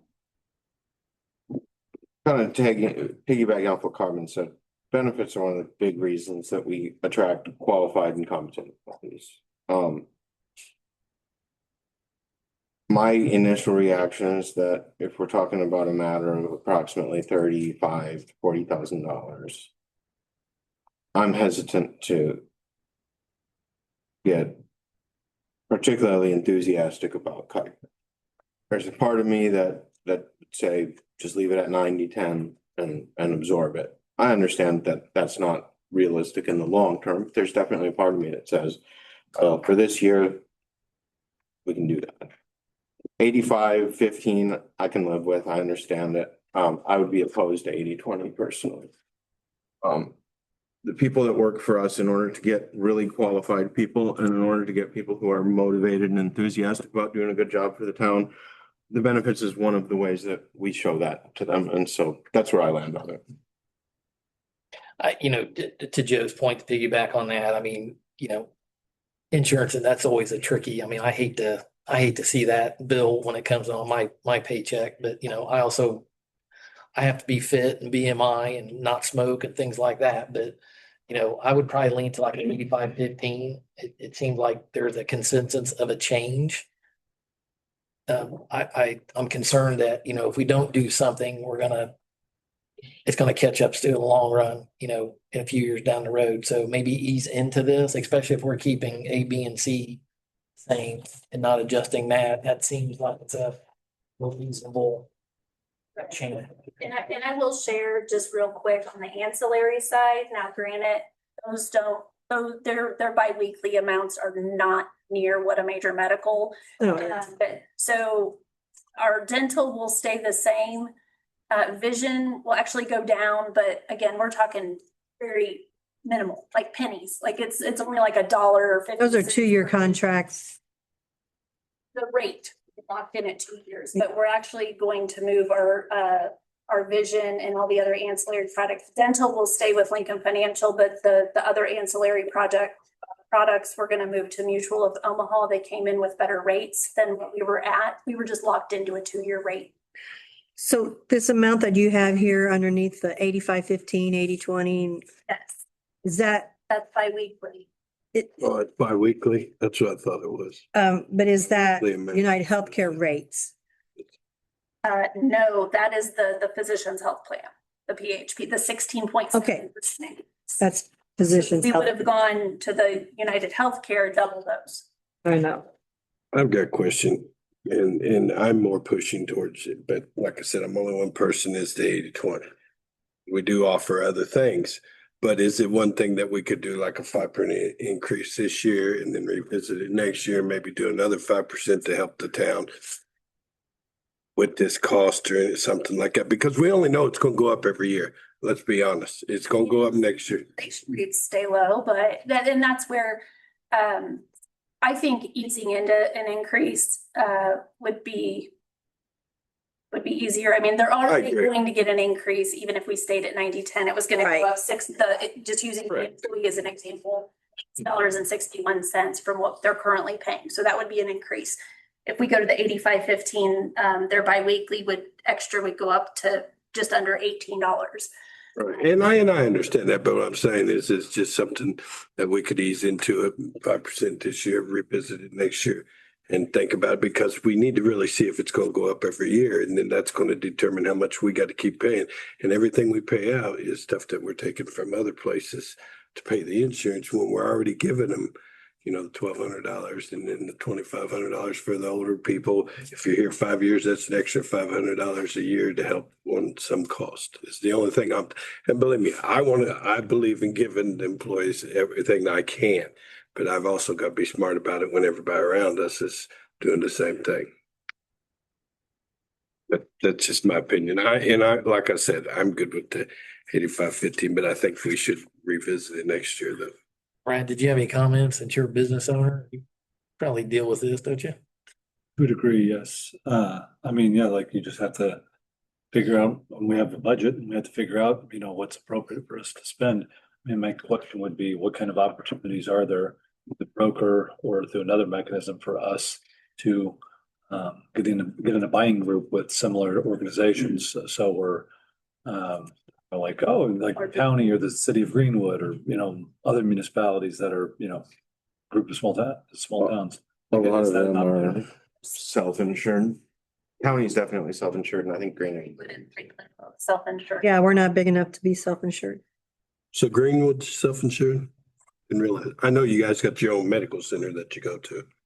Yeah, I'm not an employee there anymore, but Okay. they Greenwood's self-insured, and then they offer an in-house clinic. And then they offer a perk. There may be an opportunity with other not necessarily somebody within Johnson County, that we can go cost share into a pool, with group underwriting or something of that nature. So I can definitely bring that up to the broker, and see how do we, and then we can talk about wellness programs. We can talk about other types of incentives that would, have our employees, but the hardest thing to do is to change people's, behaviors. Like Richard has mentioned, he, takes a survey every year and, but I'm not going to go into that this year. Like right now with United Healthcare, we can take a survey and get money. We can get up to $300 by just participating in some, tracking of your steps and tracking of, getting an annual physical, getting your blood work completed and things like that. So I know some of our employees have benefited from that, and Physicians Health Plan has a wellness program. It may not be an incentive program, but that could be something we look at implementing to incentivize or kind of help with the cost share of reimbursing the employees if they are more mindful on their wellness. Thank you. So I'd like to make a motion to accept the 8515. We have a second? 8515. Second. Debbie and Brad, and a roll call vote, please. Tim Brown, Yes. Brad Godecker, Deborah Hendrickson, Yes. Joe Saylor, Yes. Richard Hill. Yes. That's 5-0.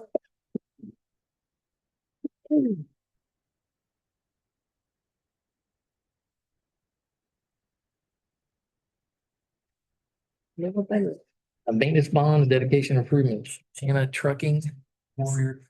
So this is a unique project. This project, Sienna Trucking, is actually in the county's jurisdiction, but their road frontage is is a town of Whiteland Road, Warrior Trail at the dead end. So with this project, they were approved to install or to build a truck repair shop, with the influx of additional trucks all the way back to Warrior Trail at the dead end. I attended their variance hearing at the BZA at the county and had certain requests, of which were to make improvements to Warrior Trail. When there was a house at the very end, before More Logistics purchased that last house, the road always did dead end. And trucks get stuck down there. Then once ABC Cutting went in, they started pulling into their lot and just wreaking a lot of havoc of getting down to the end of the road and not having a way to really get out of there without backing up and damaging other properties. So with the BZA, during their variance request, we asked for them to install a roundabout, or not a roundabout, a circle, cul-de-sac. So where they could turn around and be able to maneuver a semi to get around and get out of there if they do get at that dead end.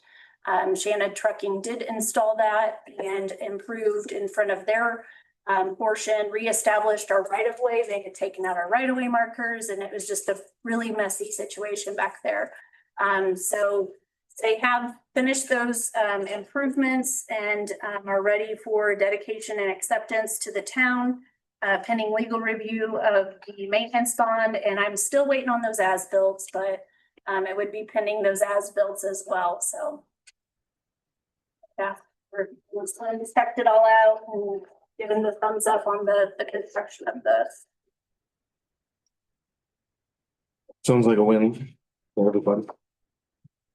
Packing up semis is never a free picture. I would move to accept pending legal review and their receipt of those documents. As built.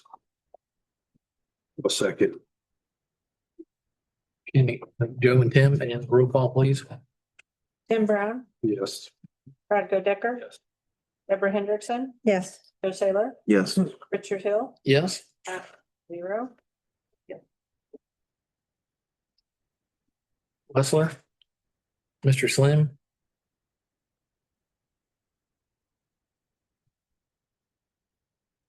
So a couple of weeks ago, we had an IDEM inspection and they wrote us a violation on INI, which is, it's been going on since I started here. And we figured up that there's about, on a rain event, there's probably about 600% increase in what our water flow is going into the sewer plant. So in order for us to get into compliance, we reached out to Wessler Engineering, scheduled a meeting with them, and kind of discussed how we could go about kind of figuring out where our problems are, what we can do. So we figured out that we're going to focus more on the old parts of town rather than our newer parts of town, because those have all been back tested and pressure tested and all that stuff. And I feel like more of our problem is probably in the older parts of town where there's still clay laterals, that kind of stuff. So we're having stormwater intrusions into sanitary groundwater. So, we haven't agreed, but what I'm asking to do is be able to do smoke testing up to 36,000 linear feet. They're going to perform up to 2 wet weather inspections at strategic locations. And be able to camera 36,000 linear feet of sanitary sewer. All these are going to come with reports and digital copies. The price tag on this is going to be at $68,320. So that's depending on we do it to its fullest linear feet. So that's kind of a not to exceed. Yeah, That's if they did everything that we spec'd out. Okay. correct. So 36,000 linear feet is everything? That's not everything. That's just mainly older parts of town.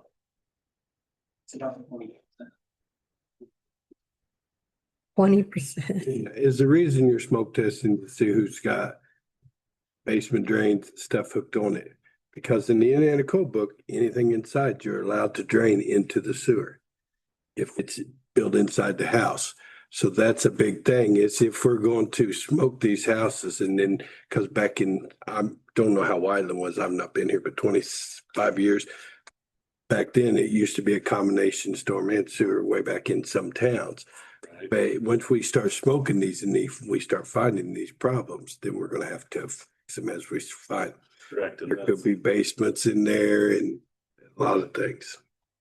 where this is all going to be kind of like a 5-year plan that we're gonna have to come up with to get Mhm. kind of a bunch of this taken care of, and it's only gonna make our system that much better. Avoiding a lot of this. Well, and if you're in out of compliance with item for too long, you can end up losing your utilities. Automatically. And we're in more, we probably have a little more issues than what everybody knows. I mean, with the wet weather and stuff like this. I mean, every community fights. Every community fights it. It's just one of them things and we really need.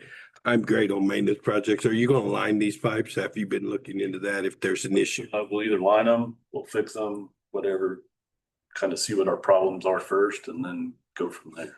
Because lining will save us from redoing the roads, will save us from digging everything up. I mean, they got cutters, will go through, cut all the laterals out, they line the pipe. We've been actually experimenting with it a lot in our area and we've done a lot. And I seen an excavator bump off a clay pipe, bust all the pipe off and leave the liner and you could just see where it scratched it. That was pretty amazing to me because I always was wondering how it would react to a hit. And I mean, I even got down in the ditch and looked at it. I was pretty impressed with that. I've talked to you about how far it's come in the future and everything and how far it's a lot better. Like the alley down here, we wouldn't have had to tear up the alley if we'd have lined that. Wouldn't have to tear up this if we lined it. Things would save us money in the long run by lining pipe. And I'm great for getting the problems fixed and serviceability and all that. I mean, I think it's a great thing that we're trying to think ahead and get us compliance because I know we've been out for a while. We've been out for a long time. This has been going on probably since I started here. Yeah, I was gonna say, it's nothing that you did. Yeah, it's nothing you did. This is just an ongoing problem. So what is so the 68,000 is up to 130,000 linear feet or no, it's over 36,000 linear feet? Could you explain that for me? For You make it work for it. yeah, I can't think of the word for it. It's a typo. It's a typo, right? I've got a revised copy. Come forward. Okay, yeah, because we don't have it. We won't buy it, not yet. I'm Derek Erdman with Westland Engineering. So I've got a revised version that calls out for the main body. It calls out for the 36,000.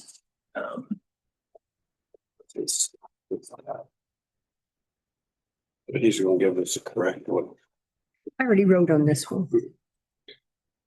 And there's a section that itemizes between flow test, the camera and the wet weather inspection. How did the plant come out itself? Any violations with the plant, with oxidation ditches or anything like that? Was anything come through on that? that's where it started with it. Right, but what I'm saying is the plan up to Last par one. now, or is it something we gotta spend money on that, getting it taken care of? No, it's up and running. I mean, it's where it's supposed to be. Right, but they didn't say that things need to be adjusted in there or anything like that, so we're good there. Okay. When we're in the midst of a several year. We Right. have to do something with that, but I think in the immediate. Well, yeah, unfortunately, we're gonna have to figure. So is it safe to say, I mean, you're potentially got 170,000. So we're gonna do 1/6, 36,000 linear feet, 60,000.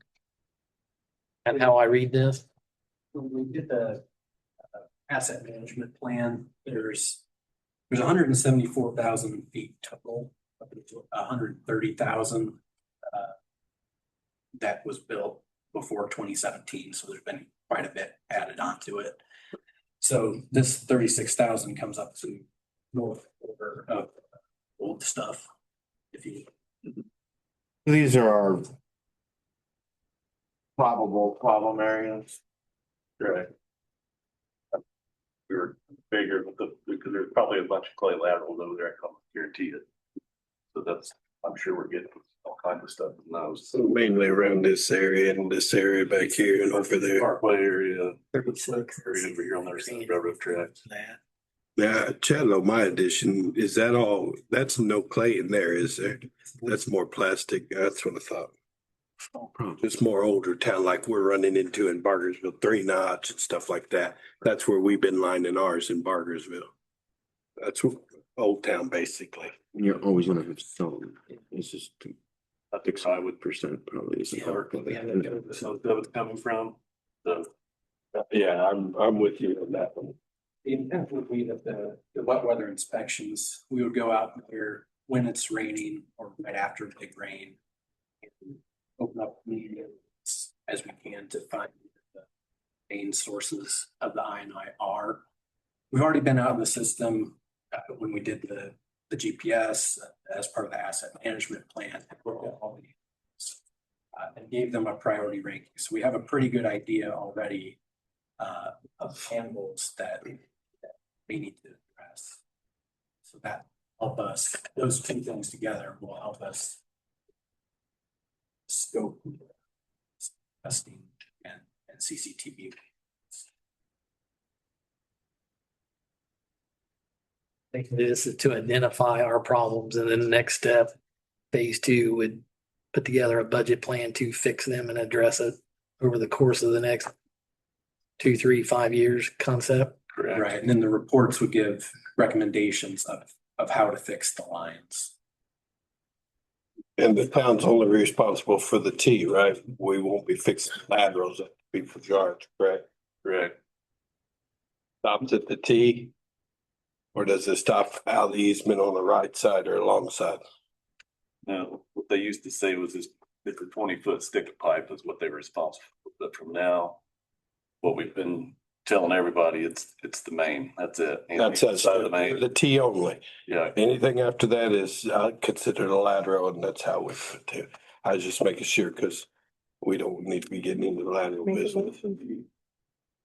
I'll make a motion to approve this, not to exceed 68, sorry, I don't have my glasses, 68,320. Yeah. And to authorize And to town manager, excuse me, Director of Administration, to work with the town attorney to finalize an agreement. Correct. Yep. I'll second it. Thank you. Before we vote on that, could we put as a possibility, if needed to be, night flow isolation inspections, which is another 7,000? Could you possibly do that? Night flow, explain that to me, because that's a new one to me. Yeah, so what they would do is they would go out in the middle of the night and theoretically there's not a lot of people flushing toilets. Obviously, you're always gonna have a little bit of flow. But they'll put a flow meter in the manhole. Measure how much flow is going through there. And compare that to the area that it serves. And that will give a good idea of how much groundwater is getting in kind of all the time. Because basically the flow that you're getting through the sewer at that time of about 20% of that typically would be sanitary flow, and the rest is gonna be. But when you're cameraing, you're gonna see the leaks anyway. 9 times out of 10, because these sewers are pretty deep and the groundwater's up around here. We all know that. The table's real high here. So to me, I don't know. I'm just saying as an option, if we needed to go that direction. What would tell you to go that direction? What would you base it? If we're that close to figuring out where a flow is coming from and it's either this way or that way, doing that would help us to find out where it's coming from. That's where I would just think a camera would do the same thing without spending the extra money because we're cameraing anyway. And smoke testing. But yeah, like I said, I mean, you're at this point. All of these too, there is language in the first couple paragraphs that, you know, all this would be authorized by the Director of Operations. It's authorizes to do the work. It's just. When is this budgeted for this time? I mean, sewer improvement. So we're good on, We have to do it regardless. We're in violation. Yeah, This is a must do. We don't have to budget utility infrastructure expenditures. If it's being paid for by the utility, it's not part of our general fund, so it's not part of our budget in that way. We do budget it in a way, but it's not subject to the state rules the way that a general. This is over your spending allowance. That's why you're asking for it. Correct. And this is a maintenance item that we have to do. Yeah, I already seconded it. Right. The question, I guess, the question, we authorized an additional 7,000 at Slim's discretion if he comes to the conclusion that. I'd really like to see, have more information on that test. I've not run into that yet, and I've been in the field for a while. Good. But I'm just saying, if you get into that predicament and that's what, hey, if we do this, we can figure it out. I would just like to see some more information on it too. If you could email me some, I'd really appreciate that. Yeah, we've done it. I think we did it in Whiteland. But yeah, I'll get some examples of. I'd be really interested in it. And if it has to be, it has to be, I agree, but I'd really like some information on this. So if What happened too is people would be notified ahead of time. It's gonna go out. yeah, I'm not worried about that. I'm more worried about the cost. And really, it's just to kind of be able to, again, pinpoint a wide area that might be experiencing a lot of groundwater intrusion. Right, but it's always been my thought when we put an extra $7,000 in, it's gonna be gone. If it's on the table, it's gonna be spent regardless. And see, that's what drives me nuts. I mean, just because it's there don't mean we gotta spend it, and so, I mean, That's where I'm at. that's where you'd come at your discretion because cameras down is the same thing, whether it's leaking or not. So that's where I guess we can add the $7,000 if Joe's okay with seconding that. I'm fine with adding it at Okay. Slim's discretion whether or not. needed. At Right. Director of Operations Yeah. discretion. And as a clarification, I think I said that it would be the Director of Administration, Yeah. when it's actually would be Director of Operations that would be authorized to. you said Director of Operations. No, he didn't. He said Carmen's, Caught that. and I caught it too. And I thought, I'm not gonna correct the reason in 30. Yeah, Appreciate that. I appreciate that. We all make mistakes. So, as a clarification there. pretty good. First time you made an error all year, huh? no, Right. That's good, ain't it? So I think our not to exceed amount would become, 75. where to go, 75, 320. Yes. And Tim has made that motion. I have seconded it. Tim is Joe. Roll call, please. Tim Brown, Yes. Brad Godicker, Yes. Deborah Hendrickson. Okay, Hey, you gotta do it or you're gonna lose us utilities. Then you're gonna be I don't going. have to do the 7. He said, okay. Last year. He said, okay. Joe, Sailor, Yes. Richard Hill, Yes, passed 5-0. thank you, sir. Thank you. Thank you. Thanks, Lynn. There. You go. That's That's what I mean, that's. looking for eight. Go ahead. Next What you got for us? for the report, I guess. Our mowers are getting very old. And starting to fall apart and becoming just maintenance nightmares. We are spending oodles of money to keep these things running. So I got a hold of Premier Outdoor, had them come up, look at our 5 mowers that we have. And they are going to trade in or take them as trade-in $14,700 out of them. And what I would like to do is purchase 3 new 72-inch X-Marks. And each of those $11,079 a piece. Oh, that's not bad. So with the trade-in of $14,700, our final total would end up being approximately $19,137. We still got that big one with the wings and all I that. just hate that thing. Yeah, I didn't like it when you guys bought it. I was wondering why we did, but Is every time you turn around, stuff broke on it. correct. Are we trading that one in? So we're going back to just a straight mower, discharges on the side.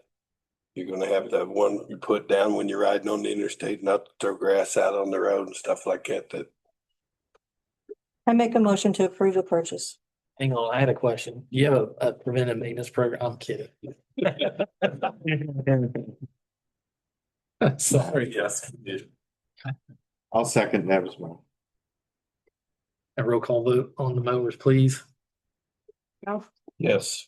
Joe Decker, Yes. Deborah Hendrickson, Joe Sailor, Yes. Richard Hill, Yes, passed 5-0. Thank you. Thank you, Slim. I have a question real quick on that, just because I'm difficult. Do we need to also get permission to dispose of that asset? Is that a second motion or can the way the motion? Trade in. If it can be understood by consensus that that was intended to be included in the motion. Yes, Yeah, that'd be it. Minutes reflect that, that'll take care of that. As long as it's traded in, not gave away. We went through the trouble of all that, adding in a disposal policy. I wanted to make sure we followed it. so Carmen, the roof was done, Yes. redone, everything, okay? It's done. We got that done before they tore up the parking lot. Parking lot should be done. Slim put that in his report. Should be done this week. We didn't want to allow parking because there's no bumpers yet. We just didn't want to have any incidents where people might accidentally forget to stop in the building. So it should be striped and parking bumpers in by the end of the week here. I just had a couple quick updates. We are with the staff handling the Summer Fest event, which is going to be held on July 25th over at our the green space area yet to be named or identified as a park next to the fire station. So it's a Friday evening from 5:30 to about 9:30, 10 o'clock. We will have fireworks again for that. Looking forward to the live music, food trucks, all kinds of fun there. So encourage you all to attend. The Parks and Recreation Board has been meeting and we are getting ready to kick off our survey, which will be the public survey gathering, what will people like to see? The survey link is actually active now, but our first event, pop-up event we're going to do is this Friday at the Whiteland Youth Baseball. They're having their movie night, had to get rescheduled. So they'll be at Summerfest. We're looking at going to some of the back to school functions, farmers market. So you'll see these pop-up events in the survey start popping up. So encourage you all to participate in that as well. And then we sent out most of the budgets, templates to budget or to department heads to start on the 2026 budget. Again, that's July 15th is kind of our target deadline to actually know our June 30th numbers. So starting to gather that information and the deadline for department heads. And I need to get with Deb and Richard because they both indicated they wanted to be a part of the budget process. So it's just right now asking the department heads to give us preliminary numbers of what they'd like for us, for you all to consider in their budgets for 2026. So those are all of my updates. Thank you. Thank you. Mr. Ship?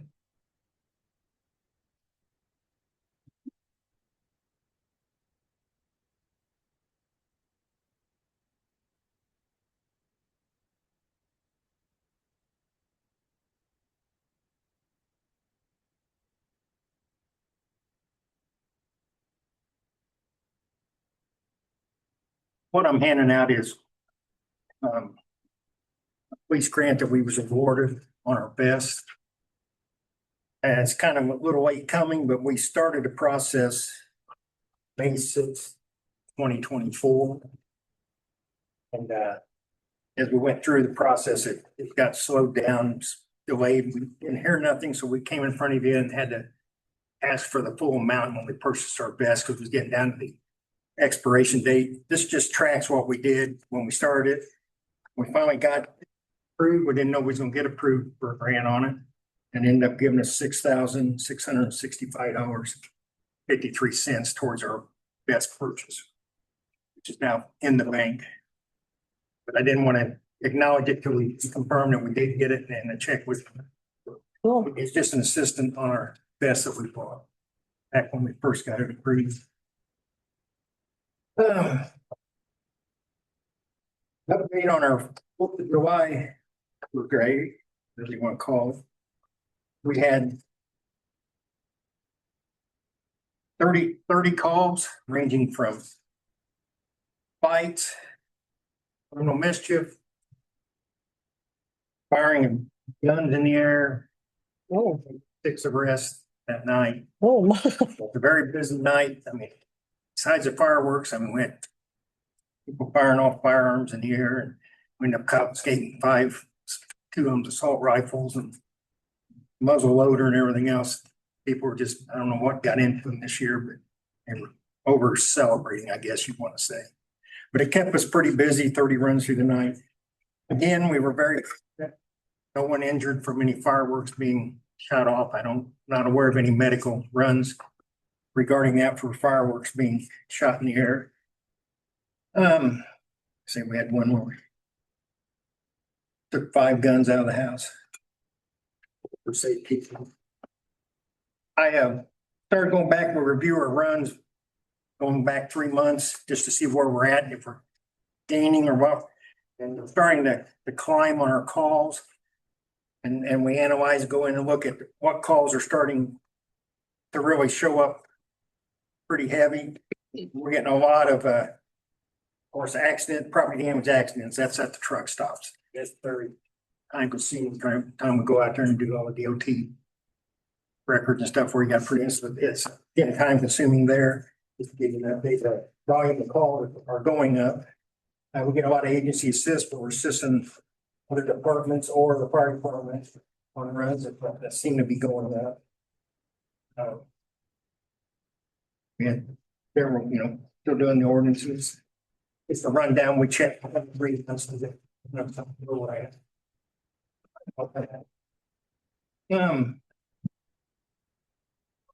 Lastly, giving a little brief update on the whole department as a whole. When I first came, I had basically on my resume 3 main goals that I wanted to achieve when I was here as chief. And the one where I believe law enforcement's first duty is to protect and serve while giving the best protection, maintaining the safety of families and their personal property. I'm a strong believer on family values. Responsible family values being taught at home is irreplaceable.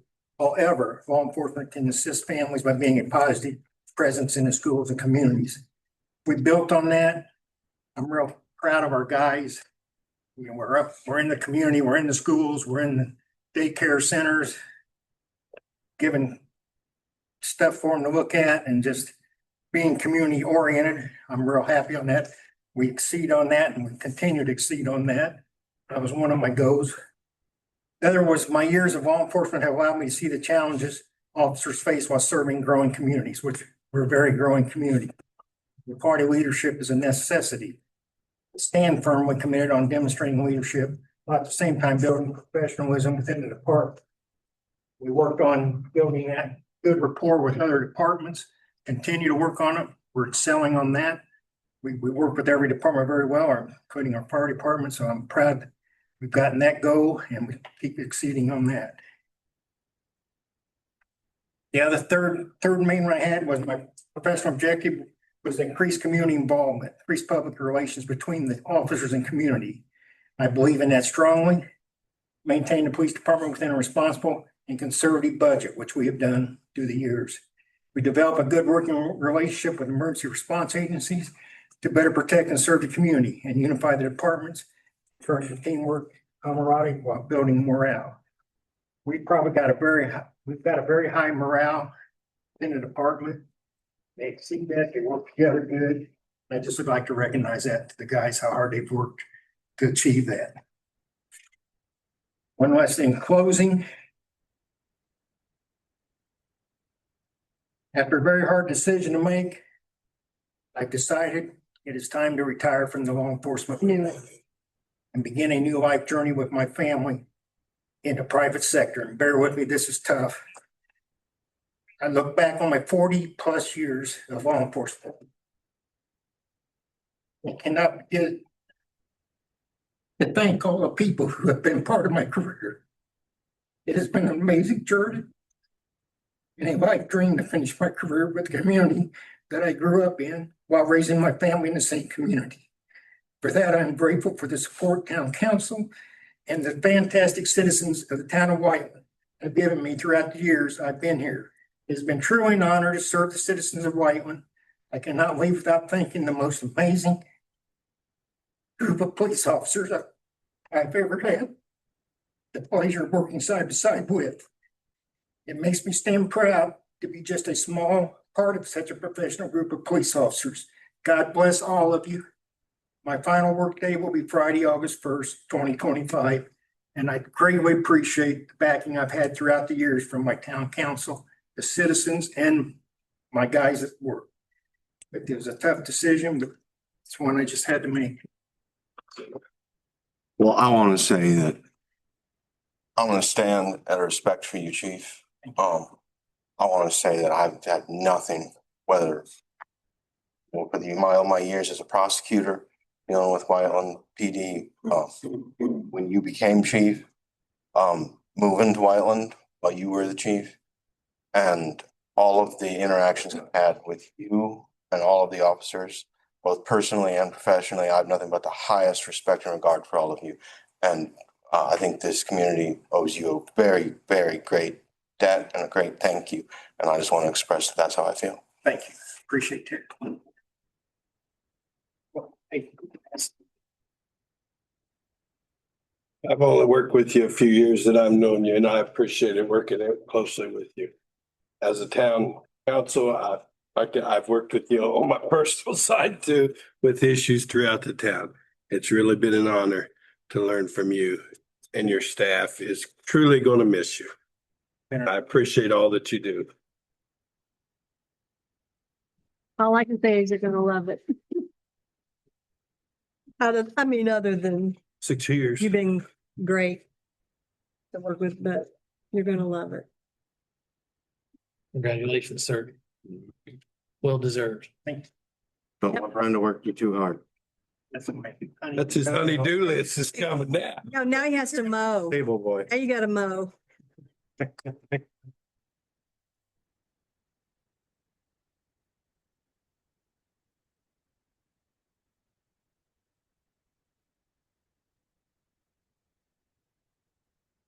Eric's not here, council. I've got a question. We've been beating this maintenance program down on these trucks and these vehicles nonstop for a while. Do we know we can track these vehicles? You can track them with devices, tell when the oil needs to change, tell when things are going wrong, tell how many miles a gallons we're getting, know where tune-ups are going. If we're fighting this maintenance issue, when there's devices out there called a tracker that we could put on and tell us every time these trucks need, every time they're speeding, every time they're going out of our jurisdiction. I mean, and our insurance will cut us a better deal if they are tracked. I've asked the insurance, It cuts us a deal at Bargersville because all our trucks are tracked. I think one of the things that we've been looking at, and I've been working with Melissa and her team, we are looking at a new finance software. And as part of this investigation on a finance software, we're asking what other modules they have, whether it be community development, fleet maintenance, like different kinds of tracking systems. It is something that I know Slim and Armando have been discussing and trying to get going. It's just getting the buy-in, from everybody and making sure income. Or they do have, I'm sorry, I'm misspeaking. They do have a program because they've set up like that you email, you tell us what you want, what you need, and that kind of thing. But then they're getting on, I think that was more directed at the fire department. Right, but what I'm saying is, Information from them and not received it. But right, that's what I'm saying. You're not receiving information. If you're not receiving it, the scanner tells you. And then when you come to us and say, here's the proof that they're not communicating with us, but it's showing up on this, then the board's got a right to step in and say, no, this is the maintenance program we need. I mean, we're spending a lot of money on trucks. Just recently, out of control money that, just floors me because I'm not used to that. But we need to get in, because if someone's not letting you know as operations manager or director, you don't know if it needs to be serviced. But if you got a program in there where highlight your computer, bing, it shows that this needs to be done. You call them and say, hey, this needs to be done. I need it here at a certain day. If they're not doing it, then you bring it to our attention, but then you got a record. Then it's getting away from this he said, she said kind of thing. Because that's all this all started was, well, he said this, he said that, he's not letting us do that, they're not letting us do that. If it's all recorded, it kind of tells the truth. Making a paper trail every time we work on something. They should be filling out, the mechanic should be filling out a paper, either for the police, for street, fire, any of them. I just think we need to look into tracking these vehicles with the maintenance program for as much as we've been spending. You can even put them on your lawnmowers. They're on everything. And it really is yeah, granted, they know where you are. It's part of life, but you shouldn't be where you are. Show everything. Right, and it shows you when they need tune-ups and stuff. When your mileage starts dropping, it shows it. Short walks. Yeah, Even the mower. great. Tell you when it needs service or the hydraulic. That's what I'm saying, and all that can go through that monitoring device. I'm just thinking it's taking a lot of blame off of everybody, because for the last 3 meetings, I've seen the blame passed all the way around this room. And unfortunately, you took the blunt of it. I'm just gonna say it how it is, Slim. You took the blunt of it. This is gonna kind of make everybody accountable for their own stuff. If it's tracked, it's monitored, there's no pointing the finger anymore. It automatically comes up. It's just something I think we ought to look into as a community.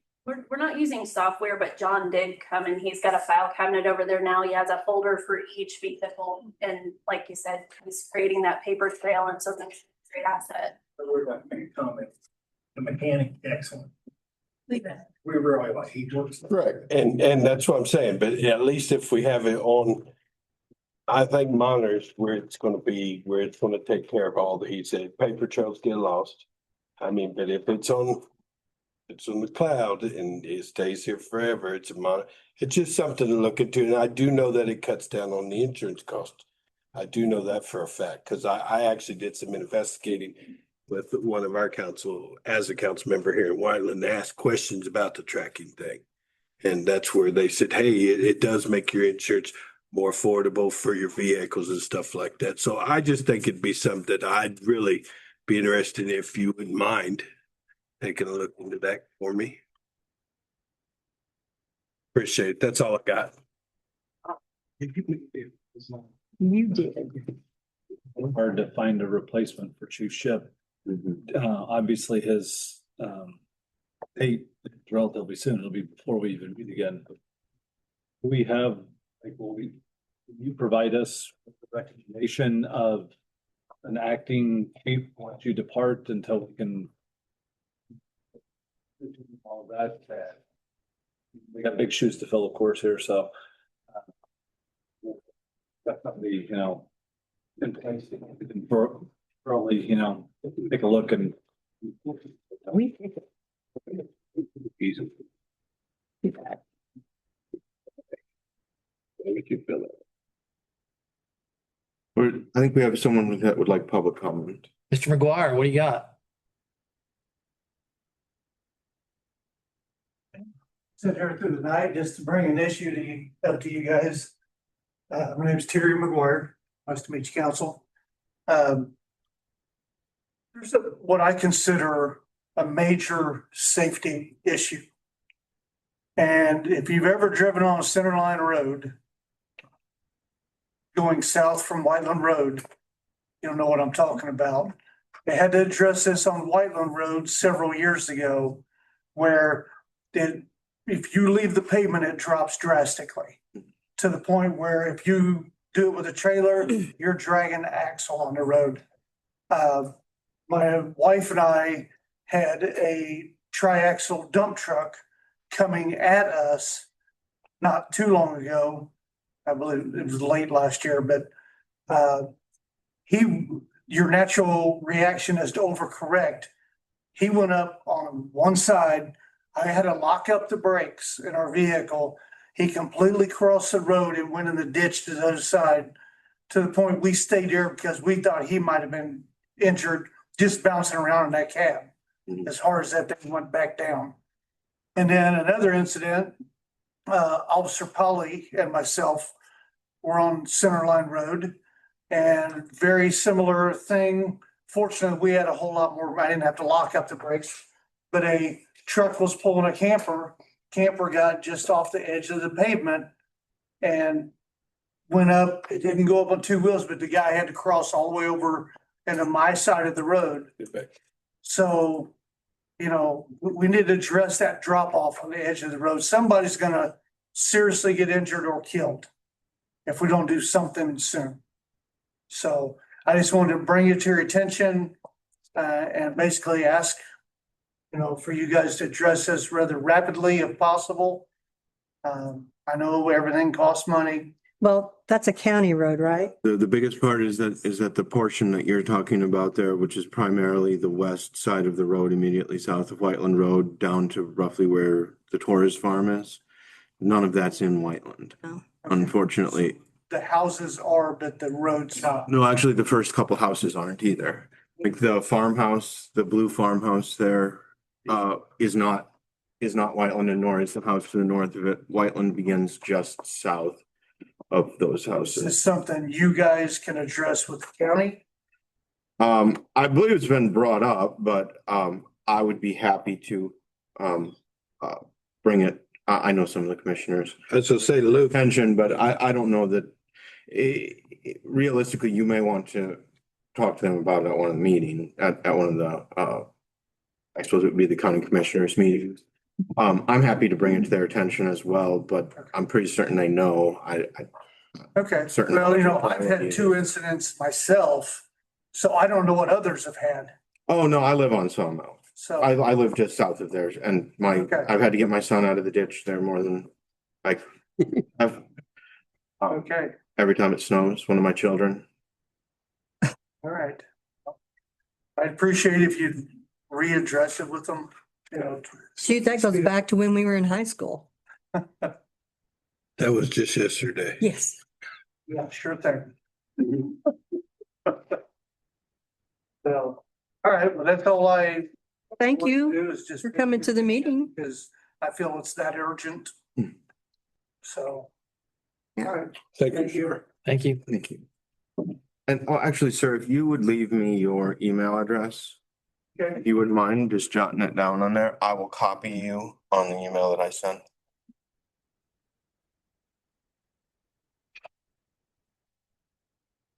What's your address? Gotta ask people on TV 10 Deborah Lane. about that one, about if anybody's got it's on there, Richard. It's new. Angie, can you ask if anybody has any comments? Oh, there's no one online. Yeah, no. Anita left and nobody's there. She had nothing better to do. Worse. What? You're in my space. There's my email, so, All all right, thank you. you, sir. Anybody else? No? Okay, we'll adjourn. Thank you. It ain't your daughter, it is you that I have to deal with. I deal with you once a month.